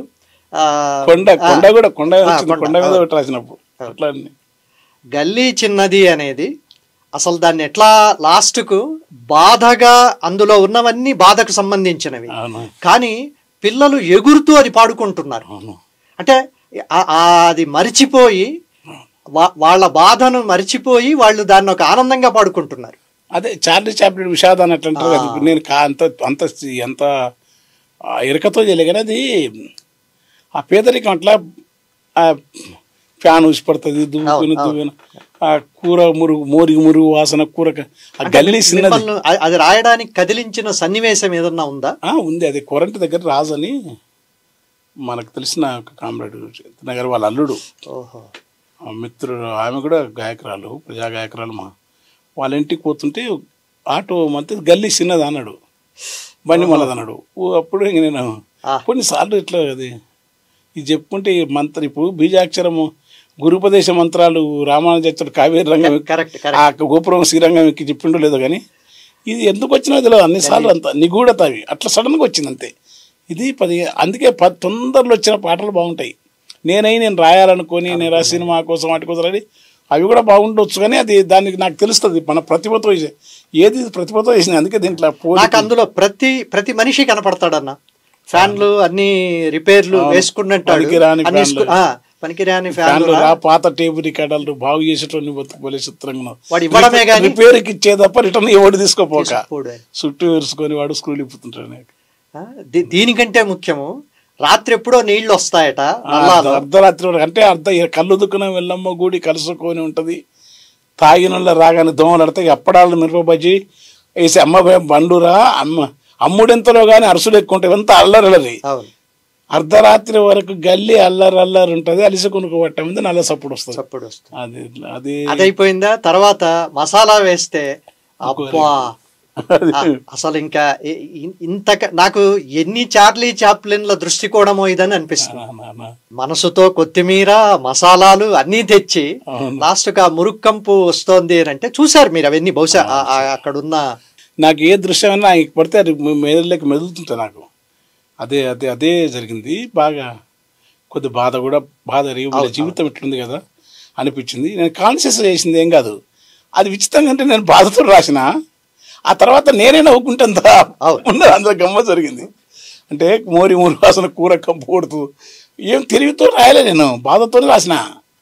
ఆ తర్వాత నేను ఆ బాధను కూడా నవ్వుకుంటే నేనే వస్తా నవ్వుకుంటుంది. అట్లా జరిగింది ఆ పాటలో. అది పిల్లలు చిన్నపిల్లలు తెలియకుండా నవ్వినప్పుడు ఎంత బాగుంటుందో. పక్షులు గూడు కట్టరాని పిట్ట లేత పిట్ట దెబ్బ ఎగిరినప్పుడు నడక నిర్వహణ అట్లాంటిది తెలిసి తెలియని తప్పటడుగు నడక ఏదవుతుంది దాంట్లో నాలో అది ఉన్నంత కాలం నేను మంచిగా రాయగలుగుతాను. అది కాక బాగా నాకు తెలుసు అనుకుంటే మాత్రం అసాధ్యం, అది రాయడం కాదు. అది నిలుపుకోవడం కష్టం ఉంది ఇప్పుడు పాపులారిటీ ప్రచారం. దానికోసం నేనంటే ప్రపంచం మెచ్చుకోవాలి రాయాలని ఇవన్నీ పనులు నేను ఎందుకు రాసినో ఆ రాసే వాతావరణం ఆ స్థితి మళ్ళీ భగవంతుడు ఇవ్వాలని అని అనుకుంటున్నాను. మళ్ళీ అది రావాలి కదా, అట్లా ఉండాలని. అది ఎందుకు అది ఎప్పుడు భగ్నం అవుతుందో. పైకి ఇట్లా మాట్లాడుతున్నా, పైన మనం లోపల నేను ఇవన్నీ మాట్లాడుతున్నా, మదనతో బాగా మాట్లాడుతున్నాను ఒక అనేది కూడా ఎందుకు రాకూడదు కదా అని నేను అది లేకుండా నేను ఆ గల్లీ పాట రాసిన పెట్టుకున్నట్టే అట్లుంటేమంటే అది మన చేతిలో ఉందా, లేకుంటే పరిస్థితుల సామాజిక పరిస్థితుల లోక పరిస్థితుల ఆ కవికి ఆ మానసిక ఆ సందర్భాన్ని ప్రూవ్ చేసే చుట్టూతున్న సంఘటనల ఈ సంఘటనల కార్యాకరణ సంబంధమా అటు లోతుల్లో కొని అవే నన్ను బాగా నిలిపినాయి. చిన్న ఘటనలు, చిన్న చిన్న ఘటనలే. నేను అన్నీ ఏదో సీరియస్గా కూర్చొని బాగా ఈ పాట రాయాలా దీనికి నేను ఎప్పుడు అట్లా మా మిత్రుడు చెప్తుంటారు, మేము ఇట్లా మాకు ఇన్ని పాటలు రాసిన చెప్పనీకి ఉందా, నేను చేసినప్పుడు నాకు తెలియని పని. తర్వాత మళ్ళీ నాకు సంబంధం లేదు రే, అజంతా అద్దం ముందు నేను అబద్ధం చెప్తున్నాను. అజంతా నా అద్దం ముందు, నా ముఖం నేను అద్దం ముందు చాలాసార్లు రాసిన తర్వాత నేను మళ్ళీ దాని గురించి ఆలోచించాను. దాని వివరణలు కూడా ఎక్కడ ఇవ్వలేను. మీరు అడుగుతున్నా చెప్తున్నాను. ఒక పాడతా ఇప్పుడు ఇవాళ చెప్తున్నా, నేను ఎప్పుడు ఈ పాట రాసి చెప్పలే. నిజంగా దీంట్లో ఎంత ఉందా అనిపించి ఫస్ట్ నాకు అట్లాగే. నేను రాయలసీమ నుంచి వచ్చిన వాడిని. సాహిత్యం చదవడం మొదలు పెట్టిన రోజు నుంచి విద్వాన్ విశ్వం పెన్నేటి పాట చదువుతూనే ఉన్నాను, ఈ రోజుకు చదువుతూనే ఉన్నా. కానీ మీరు శ్రీరాములయ్యలో రాసిన ననుగన్న నా తల్లి రాయలసీమ పాట వింటే నా రాయలసీమ నాకే కొత్తగా కనిపిస్తుంది. తనువెల్ల మణులు గనులు పొంగిపోదు, అసలు అబ్బా నాకు అది ఏదో ఒక పులకింతలాగా అనిపిస్తూ ఉంటుంది. మంచిగా కూడా రాయలసీమ నిజంగా. ఇప్పుడు నేను పరాయి అనుకోనది, బహుశా మీలాంటి వాళ్ళు మీతోని అందరితో రాయలసీమ వాళ్ళతో నాకు బాగా మంచిగా కనెక్ట్ అయిపోతున్నాను. చాలా మంచి మిత్రులు, ఆ బండారు స్వామి కానీ పెద్దని సింగమనేని గారు కానీ, అంటే దగ్గర మాట్లాడకపోతే వాళ్ళ రచన భాష అదేదో మొన్న నేను తాడి ప్రకాశ్ వాళ్ళకు చెప్పిన ఒక సభలో, మాండలికం తెలంగాణ మాండలికం ఉంది, ఉత్తరాంధ్ర మాండలికం, రాయలసీమ మాండలికం కూడా దానికి ఏదో ఒక రకమైన అన్ని ఉత్తరాంధ్ర నుంచి మాండలికం వచ్చింది. అట్టాడప్ప నాయుడు, గౌరి నాయుడు, రావి శాస్త్రి అందరూ రాసింది కదా. అల్లం రాజయ్య గారి మాండలికం ఉంది, తర్వాత వేములెల్లి లాంటి వాళ్ళు, ఇంకా నల్గొండ నుంచి వరంగల్ నుంచి ఉన్న మాండలికం నుంచి. కానీ రాయలసీమ మాండలికంలో ఏదో ఆకర్షణ ఉంది. అన్ని ప్రాంతాల వాళ్ళు ఇష్టపడతారు రాయలసీమ మాండలికం. మధురాంతకం కానీ కేశవరెడ్డి నా మీద తీసుకోండి, ఎవరినైనా సరే వాళ్ళ ఆ మాండలికంలో వచ్చిన కథలకు బండి నారాయణ స్వామి గారి శబ్దభూమి అన్ని రాజ్యం మీ రాజ్యం మీరేనండి. తర్వాత ఇప్పుడు కొత్తది కూడా రాసినాడు ఆయన సీమ కథలు అన్నిట్లో కూడా మాండలికం అదేదో చిలుకూరు దేవపుత్ర కానీ మీకేముంది కృష్ణానది దాటగానే అదేదో కనెక్టివిటీ ఉంది, కొంచెం సారూప్యత ఉంది, సారూప్యత కరువు. అది ఎందుకని మేమే కాదు, నేను మిగతా ప్రాంత రచయితలు కూడా అన్నా ఇదేదో ఉంది తెలుగు భాషలో ఈ రాయలసీమ మాండలికానికి ఇంత సొగసేంది, అది మళ్ళీ డబ్బులు పట్టుకుంటుంది. అంతే మిగతా అందరు ఇష్టం, మహారచయితలు కూడా ఇష్టం నాకు, కానీ రాయలసీమ మాండలిక పట్టుకుంటుంది ఏందో. విద్వాన్ విశ్వం ప్రారంభంలో అంటారు కదా పెన్నేటి పాట మొదట, కండలేక ఎండిపోయి బెండువారినా సరే, తిండి లేక తుండు లేక పండవారినా సరే, నిండు మనసు నిజాయితీ పండు వయసు పట్టుదల, దండి చేయి ధర్మదీక్ష పండించును గుండెలలో, రెండు చేతులెత్తి దండము తల్లి అని, కైదండల దండలతో నీరెండ నిలిచి కొలిచి పొండు, ఇంత మంచి పెన్న తల్లి ఎందుకెండిపో పోయెను, ఇంతమంది కన్న తల్లి ఎందుకిట్లు మారెను, చింతలతో వంతలతో కంతలు వడిపోయెను, సంతు కోసం ఏడ్చి గొంతు కారిపోయెను. ఆ ప్రాంతంలో ఆకలి ఉండొచ్చు, కట్టుకోవడానికి బట్ట లేకపోవచ్చు, కానీ నన్ను తర్వాత వాగుపాట రాసిన దుందుబి రాసినప్పుడు నాకు పెన్నా కావ్యం చదవలే. ఇప్పుడు మా తన వాస్తవం చెప్తున్నా. తర్వాత మనకప్పుడు దొరికినవి తక్కువ, కానీ మన ఇష్టం నాకు. ఆయన విద్వాన్ విశ్వం గారు మహానుభావు, పుట్టపర్తి నారాయణాచార్యులు, ఆయన రాగపల్లి అనంతకృష్ణ శర్మ, ఆయన మధురాంతకం రాజారాం గారు, ఒక్కొక్కరు కథ, పద్యం, నవల, విమర్శ, అనువాదాలు. శ్రీకాకుళం నుంచి వచ్చి అనంతపురంలో చిలుకూరు ఆయన గంగిశెట్టి లక్ష్మీనారాయణ రాయలసీమే కదా, ఆయన కూడా మంచి కూడా. అదేందో మరి అంటే వెనుకబాటుతనంలో ఒక సృజన ఎక్కువ ఉంటుందేమో. పైగా ఒక 3 శతాబ్దాల పాటు విజయనగర సామ్రాజ్య ప్రభావం కూడా, పద్యం, అవధానము, ఆ పురా వాతావరణం, ఆ పురా వాతావరణం ఉండొచ్చు అన్న. సమస్త ప్రకృతిని, గ్రామీణ సౌందర్యాన్ని, గ్రామీణ విధ్వంసాన్ని ఇది చెప్పలేదు అనకుండా అన్నీ చెబుతూనే ఉంటారు మీరు. కానీ కొండ మీద చెప్పింది ఒకటి చాలా అద్భుతంగా ఉంటుంది. మీ ఊరి పక్కన ఏమన్నా కొండ ఉందా ఏమిటి? దాన్ని ఎట్లా పట్టు? మా ఊరి జన్నాయిగుట్టని, జైనగుట్టని జన్నాయిగుట్టని, అదే దాని మీద అంటే చిన్నప్పుడు మేకలు ఉంటుంది పోవడం వల్ల కొండ రామగిరి గుట్ట 2 కొండలు ఉన్నాయి, దాని మీద రాసినది. కొండ ఉన్న చోటే ఉన్నది, కొండ ఉన్న చోటే ఉన్నది, దూరంగా ఉన్న ఊరు కొండకు చేరువైపోతున్నది, కొండ ఉన్న చోటే ఉన్నది, కుంభవానలు కురిసిన కుంపటెండలు ఉరిమినా మింటి నుంచి పిడుగులెన్నో ఒంటిపైన రాలిన చెక్కు ఎదురక ఆది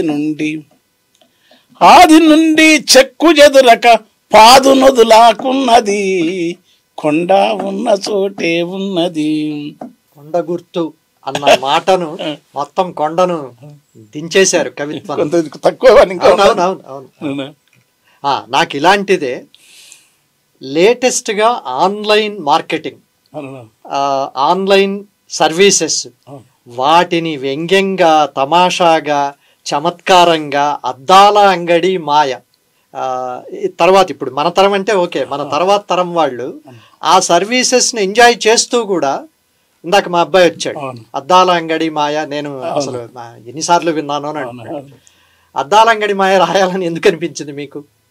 ఇది మాత్రం అధ్యయనం అన్నా. అంటే దీనికి కూడా నా బేసిక్ తత్వం ఏంటంటే, గ్రామీణ ఈ ఇంత ఖర్చు పెట్టుకునేందుకు, ఇంత ఖర్చు పెట్టుకోవాలంటే ఇంత అండర్స్ట్ కింద గురవాలి. రెస్ట్ ఈజ్ బెస్ట్ కదా. ఇంత ఖర్చు ఎందుకు కట్టుకోవాలి, ఇంత అండర్స్ట్ కింద గురవాలి, ఇంత వింపర్లాటింది, పరిగింది. నా పిల్లలు కూడా అమెరికా పోయినారు. ఈ షాపులు వీటిలో కానీ దాని మొత్తానికి ఏంటంటే దీని వెనుక మనుషుల్ని ఎవరు లాగుతుండ్రు, మనదైనా బతుకును మనం కాకుండా ఎవరు చేస్తుండ్రు, మనం పరుగులు పెట్టేదని దాని మీద కోపం అండి. అంటే సామ్రాజ్యవాదం, మార్కెట్ ఎకానమీ, అది కొంత పూర్తిగా లోతుగా చదువుకున్నాను కదా. అది దాన్ని మరి ఇట్లా పెట్టి ఈ యొక్క మాల్సులు చెప్పిన శైలి చాలా బాగా. చాలా మంది అద్దాలంగా నేను వాడిన తర్వాత పరిచయం, అది కావాలని నువ్వు ముడుసుకు పడుకుంటే అది దూసుకొస్తుంది, మంచిగా ఉంటుంది పాట. నువ్వు కిటికీల్లో తలుపులు మూసుకొని ఉన్నా అది తోసుకొస్తుంది అన్నా, నువ్వు అలసి నిద్రలున్నా అది కుదిపిలేపురన్నా, ఇంటికంత సందు లేదు ఎట్లన్నా శరపడుతుంది నీ చేతులున్న చెల్లుతో చెవుల అది అద్దాలంగడి మ్యామ్. అది అంటే మారిన తర్వాత కర్నూలు వెంకటేశ్వర రెడ్డి మా ఫ్రెండ్ మొట్టమొదటి ఆయనకి వినిపించిన ఈ పాట. ఆయన ఈ పాట చాలా హిట్ అవుతుంది అన్నాడు. అద్దాలంగడి అది మొదట 3 జనాల తర్వాత చాలా హిట్ అవుతుంది అన్నాడు. అది నిజంగానే బాలుగారు తర్వాత అంటే అన్ని ఇది కూడా నాకు ఇష్టమే రాసింది అది. అంటే ఓనల్ల తుమ్మ అన్న దాంట్లో మామూలుగా అవి కంచెల్లో వేస్తారు, కాంపౌండ్ వాల్లాగా వేసుకుంటారు, ముళ్ళు కాబట్టి అసలు ఎవరు పట్టించుకోరు.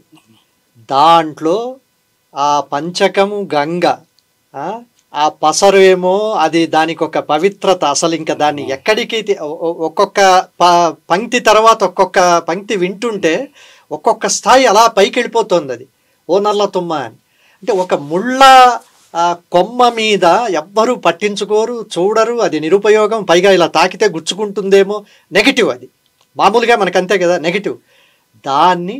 దాని మధ్యలో పక్షి గూడు, మేక, అది సున్నితంగా ఆకు తెంపుకుని తినడము, అంటే మీరు అవి చూసిన దృశ్యమే కదా. అది చాలా ఇష్టం దృశ్యం.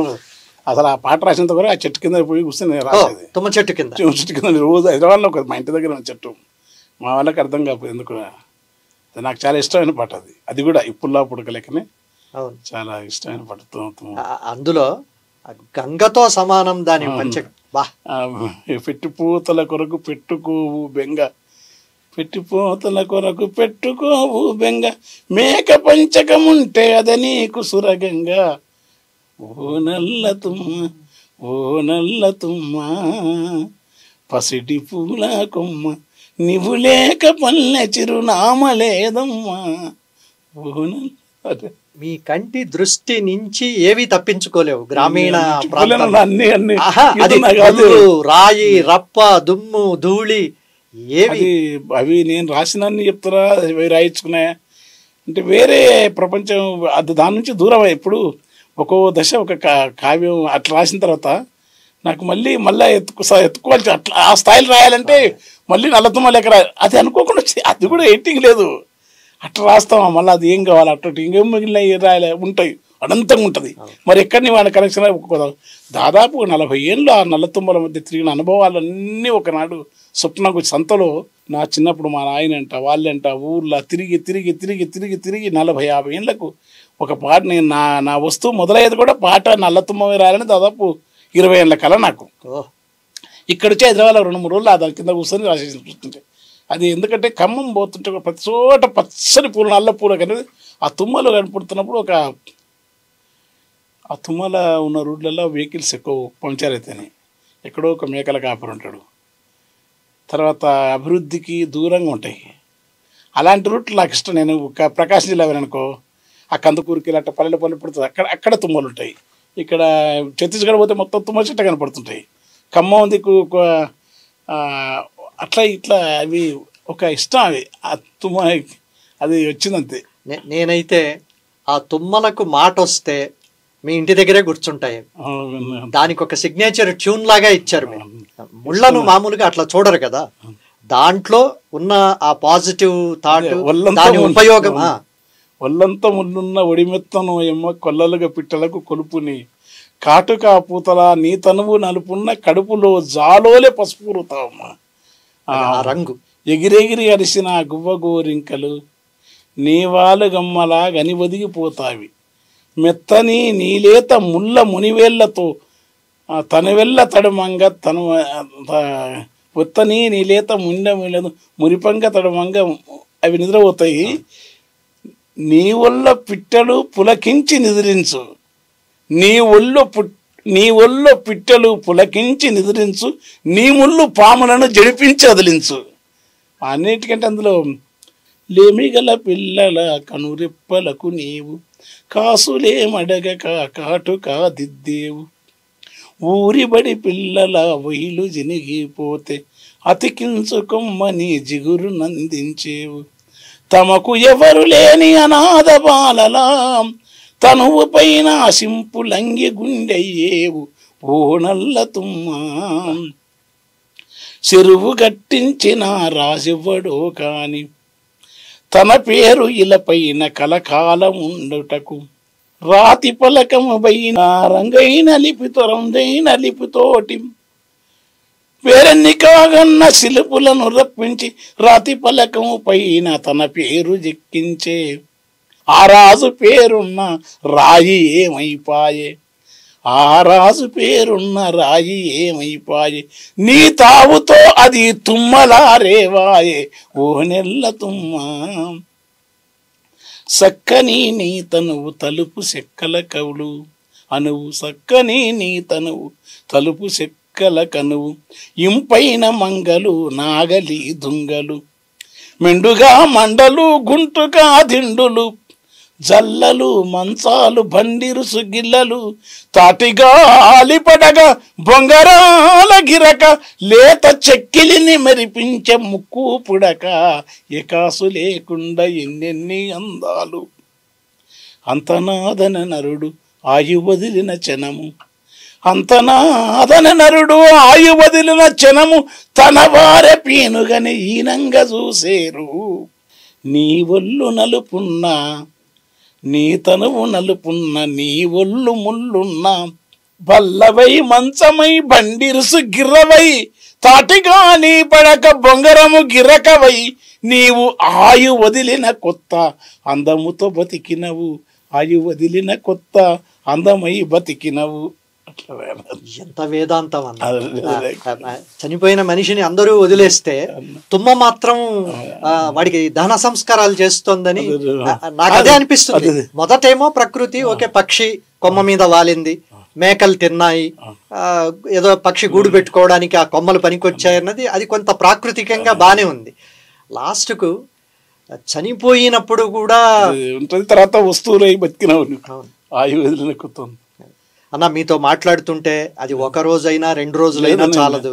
నాకేమో ఒక 40-50 పాటలంటే 40-50 ఎపిసోడ్లు చేస్తే తప్ప తృప్తి ఉండదు. కానీ ఎక్కడో ఒక చోట ముగించాలి కాబట్టి సంత ఒక్కటి చర్చలో పెట్టి ఆ తర్వాత అత్యద్భుతమైన అంటే తెలంగాణలో ఉన్న సకల చారిత్రక ప్రాంతాలు, గొప్ప వ్యక్తులు అన్నిటి సమాహారమైన ఆ తెలంగాణ పాటతో ముగిద్దాం. సంత అసలు మీ ఫిలాసఫీ అది గ్లోబలైజేషన్ కావచ్చు, వస్తువులు విపరీతంగా అమ్మడము, ఇవన్నీ కావచ్చు. నాకు ఆ సంతలో ఇంట్లో ఉన్న గొడవలన్నీ సంతలో వేసుకుని సంతలో కొట్లాడుకుని మళ్ళీ కలిసి వెళ్ళిపోయారన్న దగ్గర మాత్రం ఏమీ ఒక మెరుపులాగా అనిపిస్తూ ఉంటుంది. అది సంతా మా ఊరి సంత. అవును, అది అంటే ఎన్ని సంతలు చూస్తే మీరు అది రాయడానికి కారణం? దాని తత్వం ఏంటంటే వేదాంతల అంటే నేను ధ్వని, మీకు ధ్వని తెలుసు మీకు. సంత అనేది సంత దాని ఇంటికి పోయే సంతలో సంసారం అంతా బయటేసుకొని ఇంటికి పోయే ముందు ఇద్దరక్కడైతే ఈ లోకం వదిలిన తర్వాత ఆత్మ ఒకటే అనే అర్థం అని చెప్తే నేను ఏమైతుంటే కూరటం కన్నా వేదాంతం చెప్తున్నాడు, చాలా ఫిలాసఫీ చెప్తున్నాడు అని కాకుండా ఊర్లల్లో పామర జనానికి కూడా ఏంటంటే సంత బతుకు సంత అనే మాట చాలా పాపులర్. నేను ఆ పాటలో కూడా బేరాలు సారాలు సరుకుల భారాలు లాభాలు నష్టాలు ఇష్టాలు మువ్వలు పువ్వులు నవ్వులు నటలు ఒలుపులు ఎన్నో చూపే వింతలో ఆ రోజు ఏ వింత ఎరగని పసిపూరని గట్టి ప్రాణాలు తీసేటి పాపి గడియలగాంచి సంత వీధి చివరి బోధి వృక్షము కింది ఓ సాధు భైరాగి బతుకే ఒక సంత అని పసిపాపలు అన్నవే. అది అనండి. అది ఇది ఏంటంటే నాకు అదృష్టం, అది ఒక నమ్మకం. కానీ ఆ బాల్యంలో వచ్చిన ఒక అచలం, అమనస్కం, సాంఖ్యం, సిద్ధ సాంప్రదాయం, అఘోర, లేకుంటే కాశీనాయన కావచ్చు, లేకుంటే ఇంకో తత్వ రమణ మహర్షులు లాంటి వాళ్ళు కావచ్చు, వాళ్ళ ఇన్నది కన్నది అంతా ఏంటంటే నా దృష్టి అంటే ఆధ్యాత్మికతలో ఉన్న నిజమైన సమత్వవాదం అవుతుంది. అంటే ఏ భేదం అభేదమైన స్థితిని కమ్యూనిస్టులు స్వీకరించాలనే ఒక తపనతో కూడా నేను మొన్న ఒక పాట రాశాను. విభేదాలు ఎన్నున్నా వివాదాలు కోరొద్దు అని రాసినాడు. అంటే పదవులు లేకున్నా కానీ ప్రజలు నిడిసి ఉండొద్దు, ఒరిగిన అమరులను ఎప్పుడు తలవకుండా ఉండొద్దు మీరు. అంటే ఆ ఆశయాలతో ఉన్నాయి. నాకు చిన్న చిన్న ఉద్దేశాలు ఉంటాయి, పెద్ద ఉండవు. అవి నేను పాటలు చెప్పుకుంటా. నేను సిద్ధాంతం చేసిన అనుకో, నేను దొరికిపోతున్నా వల్ల కాదు, అవి రాయలేము. అది నాకేంటంటే లయాత్మకమైన పాట, ఈ గేయ ప్రక్రియ భగవంతుని దేవల్ల, లేకుంటే 10 సార్లు అంటున్నది అది అలవాడటం వల్ల కావచ్చు, లేకుంటే మా నాన్న వల్ల, ఈ సమాజం ఇచ్చిన భిక్ష వల్ల, నాకంటే పూర్వ పరంపర నాజరు, గద్దరు, రామదాసు, రాకంచల్ల వెంకటదాసు, అక్కమాదేవి, అల్లమాపు ఇదే పరంపర ఉండటం వల్ల కావచ్చు. నేనేం చేస్తానంటే తెలియకుండా అది లాక్కపోతున్నాను అక్కడికి. ఆ లాక్కపోయేది నేను భౌతికవాదానికి, లేకుంటే ఈ ప్రపంచాన్ని వదిలిపెట్టి వైరాగ్యంలోకి తీసుకోవట్లేదు. ఈ రెండింటి యొక్క సమన్విత దృక్పథం రావాలని, లేకుంటే సమిశ్రణం కావాలని ఆలోచించుకుంటా. దాన్ని వాళ్ళు ఒప్పుకోలేదు మొట్టమొదటి. తర్వాత నేను పాడుతుంటే అంగీకరిస్తున్నారు. ఎందుకంటే వాళ్ళ పరిస్థితులు ఆ దశకు వచ్చినాయి. మనం ఎక్కడ పొరపాడిసినాం, ఒక కనీసం బుద్ధుని కానీ, అక్కమాది, అన్ని వేమనని కానీ, వీరబ్రహ్మాన్ని కానీ, రమణ మహర్షి, వీళ్ళందరినీ తీసుకుపోతే నిజమైన భక్తి అనేది వచ్చింది. అది నేను ఇది చాలా వేమన పశుల వన్నె వేరు పాలేక వర్ణమవు పుష్పజాతి వేరు పూజ అదొక్కటే దర్శనంబు వేరు దైవంబదొక్కటే విశ్వదాభిరామ వినురవే. మహానుభావుడు ఆయన అల్లిక బలి ఉంటుంది. అంత తేలిక అంటారు. అట్లా నేను తేలిక రాయాలని ఆయన కూడా ప్రేరణ. బహుశా దీనికి రాయాలనే కారణం ఏంటంటే రంగనాథాచార్యులు, నేను సంస్కృతం రాయాలని సోకుండేది అంటే తెలిసి, కానీ నేను రాసిన మహాత్ముడు రాసిందంటే అందుకెళ్ళే సముద్రం పెద్ద రాలిపడ్డవి రాసిన ఏరుకోవడమే కదా, ఏరుకొని పేర్చలే కదా. కానీ ఆ భ్రమ నాకు చిన్నప్పుడు ఉండేది. అట్లా నేను రాసినవి ఉన్నాయి. అప్పుడప్పుడు కొన్ని పాటలు పూసిన అనంత కాంతి పుంజముతల నుంచి ఎనింగి రెండంతరంబు అన్నీ ఒత్తులు లేకుండా రాస్తా. కానీ దాని నుంచి బయటపడేసింది ప్రజాకవిత్వం సంస్థ. ఈ ప్రజాకవుల గురించి కేకేఆర్ యొక్క వ్యాసాలు అవి కొంత నన్ను ప్రభావితం ప్రజల భాషలు రాయాలని. ఎంఏ చదివినప్పుడు ఫస్ట్ ఇయర్ 1 సంవత్సరాలు చెప్పి. మీరు అన్ని ప్రాంతాలు తిరిగారు. నేను ఇందాక కూడా చెప్పాను, రాయలసీమకు సంబంధించి ననుగన్న నా తల్లి రాయలసీమ చాలా అద్భుతంగా ఉన్నాయి. అందులో వెంకటేశ్వర స్వామిని, వేమనను, పోతులూరిని, వజ్రకరూరు వజ్రాలను అన్నిటినీ మీరు వెలికి తీశారు, అందులో పెట్టారు. కానీ తెలంగాణ బ్రీత్లెస్ సాంగ్లో మాత్రం సాహిత్య ప్రక్రియగా కావచ్చు, దానికి తీసుకున్న ప్రతీకలు కావచ్చు, పుణ్యక్షేత్రాలు కావచ్చు, గొప్ప వ్యక్తులు కావచ్చు, లేక దాని వేగంలో కావచ్చు, అంటే శిల్పంలో కూడా కావచ్చు, అది వింటున్న ప్రతిసారి ఇట్లా భూమి మీద నుంచి ఒక సాహిత్య విద్యార్థిగా 2 అడుగులు పైన తేలుతున్నట్లు ఉంటుంది. ఒక పులకింత. అంటే నన్ను నేను మర్చిపోతూ ఉంటాను. అంటే అంటే ఒక చరిత్ర కావాలా దానికి, ఆ తర్వాత నదులు, పుణ్యక్షేత్రాలు, గొప్ప వ్యక్తులు, అట్లాగని మళ్ళీ అన్ని జిల్లాలకు సమప్రాధాన్యం ఉండాలి. అంటే ఒక 2 జిల్లాలను వదిలేశారు అనుకోండి, అది పాటలు ఎట్లా అవుతుంది, అవ్వదు.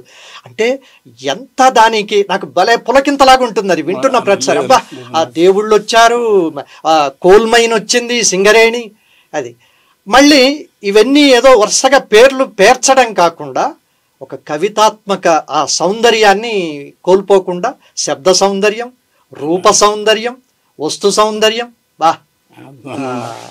దాంతో ముగించాలి. అందులో నేను మొత్తం పాడమని నేను మిమ్మల్ని అడగలేను, మీకు ఎంత వీలైతే పాటలు అంటే తెలంగాణ తేజములు వచ్చిన పాట అట్లే ఉన్నాయి. పదగతులు సురజతులు పల్లవించిన నేల తేనె తీయని విని రాగాల తెలంగాణ దిపద ధరువుల మేల యక్షగాన పుషాల పోతనా కవియోగి భాగవత స్కందాల జయగీతిక ఇమోగర తెలంగాణ జమ్మి కొమ్మది చిందిన బందగి నెత్తురు చిందిన ఈ నేలని బరిగి శనిచెర భీమిరెడ్డి రావి ఆరుట్ల రావిన రాయనుత కమలమ్మ కమలమ్మ ఈలమ్మ మల్లు స్వరాజ్యాల కథనాల మగువరా తెగువరా తెలంగాణ. అదేమో తెలంగాణ తేజం పాటలు. ఇదేమో వాళ్ళ వ్యక్తులు లేకుండా ఇంట్లో పూసినప్పుడు రెండు సినిమాలు వచ్చింది. ఒక సినిమా అది ఇతను పాపం ఆ జబర్దస్త్ పిల్లడు ఆయన తీసినాడు రాకేష్. ఇదేమో బంధుకు లక్ష్మణ్ పాపం ఆయన. కానీ అతను బ్రీత్లెస్ సాంగ్ అంటే విషయం చెప్పలేదు, బ్రీత్లెస్ సాంగ్ రాయాలని అన్నది నాకు. బ్రీత్లెస్ రాని మనకు ఆల్రెడీ యక్షగానంలో ప్రక్రియ ఉంది, యక్షగానంలో ఉంది. ముని నాయక వినుము ఈ నెల దినములలో ఘనముగా మీ రుణ విచ్చేద ఏజూడము అనుమానము పనిలేదిక కనికరమున కరుణింపుము జగతీ తలనాథ తగదిగా మమ్మది. నాకు ఆ వారసత్వం ఉంది. అందుకని నా పాట రాయడానికి కారణం ఏంటంటే ఒక్కోసారి మనకు ట్రెడిషన్ ఎంత వాటి పట్ల తెలియకుండానే ద్వేషం పెంచుకోవాలి. ట్రెడిషన్ కనుక మనకు ఇంకిపోతే అందులో నుంచి మళ్ళీ కొత్త జీవలక్షణంతో కొత్తవి వస్తాయని అది ఆ క్రెడిట్ కూడా వాళ్ళకు కూడా ఎంత ఆ ట్రెడిషన్ ఉంది. అది ఆ పాట గురించి మీరు ఎంత చెప్పినా కొద్దిగా పాడాలి మీరు. కొద్దిగా పాడితే అసలు దాని అందమే వేరు. దాంతో ముగించేద్దాం. అననా పూసిన పున్నం వెన్నెలమేనా తెలంగాణ వీణ వాసిక చరిత్రల వెలుగొందిన గత వైభవాల కోన పదగతుల వాని సరజతులవే నీ ఉప్పంగి మురిసె ఉల్లముల వాని తాళాల జోల దరువులయాల సంబూరమాడి సింగిడి మోదుగు పూల వసంత నేల తంగిడి పూల బంగారు నేల జమ్మి కొమ్మన పాల పిట్టల గంతులేసే జింక పరుగుల ఇడుపు ఇడుపున జానపదంపులు ఇంపుగా పూసిన కవనవనంబులు ఎగిసిపారే ఎన్నెన్నో ఏరులు బుద్ధుని పాదపు ముద్రడ పండ అవనగిరికొండ పద్మనాయకుల దేవరకొండ మేటి రాచకొండ కొలనుపాక తీర్థంకరపాద వర్ధమానముని తెలిపిన బోధ యాదగిరి నరసన్న మొక్కులు జానుపాడు సైదన్న శక్తులు కలబడి నిలబడి కుడియేడు మలబడి గడియల పొగరును దించిన దళములు వాడిగా ఒడిచెల విసిరిన కలములు పడిపడి పరుగులు పెట్టిన జులుములు నందికొండ నీటితో నిండా ఊరు ఊరు నా పైరులు పండ నల్లగొండ వలి తరిమాగానం పారేవాగులు పచ్చని వంకరు పలుమలమైన పూలగాలులు అనంతగిరిలో పద్మనాభుడు దివ్యమైన తన మైమల చూప కీసర గిట్టలు హరకీర్తనలు శివతత్తంబులు భూమిలో దాగిన సల్వకొండలు తాండూరు షాబాదు బండలు కుంకుమ కన్నా మెత్తని దుక్కులు కూరలు గాజల కుప్పలు రాసులు రంగారెడ్డి నేలకు విలువ కుంచములతో బంగారం కలువ పాలకుర్తి కవనపు మేళ భాగవతం కన పోతన లీల యుగంధరుడు యోచనలో తీరా పాకాల రామప్ప చెరువులు గుడిసుకట్టు జలధార నెరువులు పాకాల రామప్ప చెరువులు గుడిసుకట్టు జలధారను సమ్మక్క సారెక్కల సర్వాయి పాప ఓరుగల్లు గనవనున గుళ్ళు తలుసుకుంటే పులకించను పర్ణశాల సీతమ్మ పాదములు భద్రాచలములు నిత్య వేడుకలు కోణలంట గోదావరి పలుగులు జంటగా కిన్నర సాని నడకలు పగలే నీడలు పరిచిన చందం పచ్చని ఆకుల గొడుగుల అందం ఒగ్గుబావులు అగ్గినెలవులు పాలు వంచైల పంపే వెలుగులు గిరిజన జాతుల ఆయువ పట్టు ఉద్యమాలకి లకెమ్మెట్టు తిరుగు వాకిట పర్వంబులికే కృష్ణవేణి ముఖధారం తాళవేసి తన వంచన ఆడే తుంగభద్ర విహారం పుప్పడి మించిన ఇసుకరేణువుల అందమైన దుందుపు తీరం మన్నెంకొండ సిరిసనగంలా గట్టుకుర్మతి గంగాపురము ఉమామహేశ్వరి భువి నివాసం నల్లమల్ల సలేశ్వర తీర్థం తరాలు గడిచిన వాడని ఊడల ఊయలలుపే పిల్లల మర్రి పాలమూరు తల్లి కొమరంఘాటు గోడెన్ అవి ఇట్లా పెద్ద ఉంటుంది అది ఏమంటారు ఆ పులకింత అన్నమాట. వింటుంటే అన్ని కళ్ళ ముందు ఎన్ని వందల ఏళ్ల చరిత్ర, ఆ నదులు, ఆ క్షేత్రాలు ఎన్నిటిని అట్లా అట్లా అట్లా అట్లా దించేశారు. అట్లా అదే వచ్చి ఇప్పుడు నాకేమైందంటే ఒక స్థాయికి అట్లా తీసుకుపోయింది పాట అన్న తల్లి. ఇప్పుడు మళ్ళీ ఎట్లా రావాలంటే అట్లా అది ఆ దశలో మళ్ళీ నేను నిత్యం ధ్వంసం చేసుకుని ఫినిక్స్ పక్కన కాలిపో ఒక మామూలుగా ఉండింటే మళ్ళీ రాస్తానంటే ఇప్పుడు ఆ దశకు మీలాంటి వాళ్ళ చలువ కూడా నేను రాసింది ఎంత అవుతుందో సమాజం కూడా నన్ను అంత గౌరవించింది. జాషువా లాంటి మహాకవికి ఆ రోజు కులము కానీ ఇంకోటి తర్వాత తెలంగాణ సురవరం ప్రతాప్ రెడ్డి లాంటి దాశరథి లాంటి వాళ్ళకు కూడా కాలేజీలు అంటే కవి ఎక్కడో ప్రాంతం అడ్డొచ్చింది. నా అదృష్టం అంటే నేను ప్రాంతీయ సాహిత్యం రాసిన, దళిత సాహిత్యం రాసిన, బహుజన సాహిత్యం రాసిన, విప్లవం రాసినని, వామపక్ష సాహిత్యం రాసినని సాంప్రదాయకులు నన్ను వ్యతిరేకించలేవు. సాంప్రదాయాన్ని కూడా వీడు రాస్తున్నా చెప్పి వామపక్షాలు వ్యతిరేకించలే. అంత తెలంగాణ పాటలు రాసినా ఎంజాయ్ చేసినప్ప కోస్తంద ప్రాంతం తిరిగాను. సమాజం నన్ను బహుశా చాలా ప్రేమగా దీవించింది. నేను వాత్సల్యాన్ని దీవెనంట. నన్ను ఎత్తింది అవన్నీ నేను చెప్పుకోను. ఎందుకంటే అది నాకు ఇప్పటికీ మిస్టే. అంత నేను కనుక ఆత్మపరిశీలన చేసుకుంటే ఇదంతా తెలిసి చేయలే. అట్లా ఏ దోస్తే అది రాసుకుంటామైనా సమాజం వాళ్ళ పరిమితులకు అతీతంగా సాంప్రదాయకుడు ఇప్పుడు నా గురించి శ్రీనివాస్ గారు, ఆంధ్రప్రదేశ్ మొట్టమొదటి శ్రీనివాస్ గారు రాసినారు, పతంజలి గారు రాసినారు. మీరు తక్కువ కాదు, మీరు ఎంతో సాహిత్య ధారణ ఒక శిఖరం. మీలాంటి వాళ్ళందరూ కూడా ధరిస్తున్నారు ఆ ప్రాంతాలకు అతీతంగా. బండారాయణ స్వామి కానీ, కేశవరెడ్డి గారు కానీ. కనుక నాకు ఈ ప్రేరణ కూడా ఇది కొనసాగానికి పోతుంది. మోహన్ కానీ చాలామందికి రుణపడి ఉన్నా. వాళ్ళ అందరి జాడలు ఉండదు. దీన్ని నేను ఇప్పుడు గొప్పతనం అంతే. నేను ఒక సాహిత్య విద్యార్థిని, తెలుగు అభిమాని. లేదన్నా మీరు ఇక్కడ నా ముందు ఇవాళ ఇంటర్వ్యూలో వాళ్ళ మీరు నేను ఎన్ని వేల పద్యాలు విన్నా మీ దగ్గర. వేల పద్యాలు నాకు తెలుసు ఎంత. అది మళ్ళీ ఏదో ఒక్క కూడా అపసవ్యం లేకుండా, అపశబ్దం లేకుండా, సంధి మళ్ళా ఏమంటారు దాని పదవిచ్ఛేదం సంధి అది విడదీసి పాడడం అన్నీ చాలా స్పష్టంగా ఉంటుంది. చాలా లోతు ఉంటుంది. ఇదంతా అది చిన్నగా నాకు ట్రెడిషన్ అనేది ఇష్టం. నేను ఇంటర్వ్యూ ఒప్పుకొని కారణం కూడా అదే. నాకు అసలు భయం, ఎందుకంటే చివరి నిమిషం వరకు మీరు వస్తారా రారా. నాకు మీతో అనేక అనుభవాలు ఉన్నాయి. అందుకు సరే ఈ రోజంటే అది వారం అవుతుందా, ఈ రోజంటే నెల అవుతుందా. నాకు ఇలా మిమ్మల్ని స్టూడియోలో ఇలా బిగించడం నాకు ఇష్టం లేదు. మీరు ఎప్పుడైనా మళ్ళీ తాపీగా మీ పొలంలోనో ఎక్కడన్నా బయట చెట్టు కింద హాయిగా ఒక రోజంతా మనం పద్యాలే మాట్లాడుకుందాం. జాషువా, శ్రీనాథుడు, పోతన, వేమన మొత్తం పద్యాలే మాట్లాడుకుందాం. చాలా ఇష్టం నాకేమైనా తెలిసి తెలియక సాహిత్యానికి సంబంధించి తప్పు మాట్లాడుంటే నాకు అంటే చాలా ఇష్టం మొదలు నాకు. అంటే ఇప్పుడు గోరటం కన్నా ఏదో ఏమి కాలే. ప్రైమరీగా మొట్టమొదటి నాకు మీరు నమ్ముతున్నారు దృశ్య మాధ్యమంలో, డిజిటల్ మీడియాలో మొట్టమొదట ఒక సాహిత్య ఇంటర్వ్యూ చేసింది, సాహిత్య సంభాషణ చేసింది మదన్ననే. అది నేను రాసిన కూడా. అవును, దాంట్లో రాసినాను. నన్ను లోకానికి మరింత చేరువ చేసిన విజ్ఞులు శ్రీమతి. ఎప్పుడు పాత 20 ఏళ్ల కిందట. ఇప్పుడు ఈ బుక్ ఇది ఎందుకు తెచ్చుకున్నానంటే ఇది నా సంతకం ఉంది దీని మీద. కాదు మీ సంతకం కావాలి నాకు, అందుకు తెచ్చుకున్నది. లేదన్నా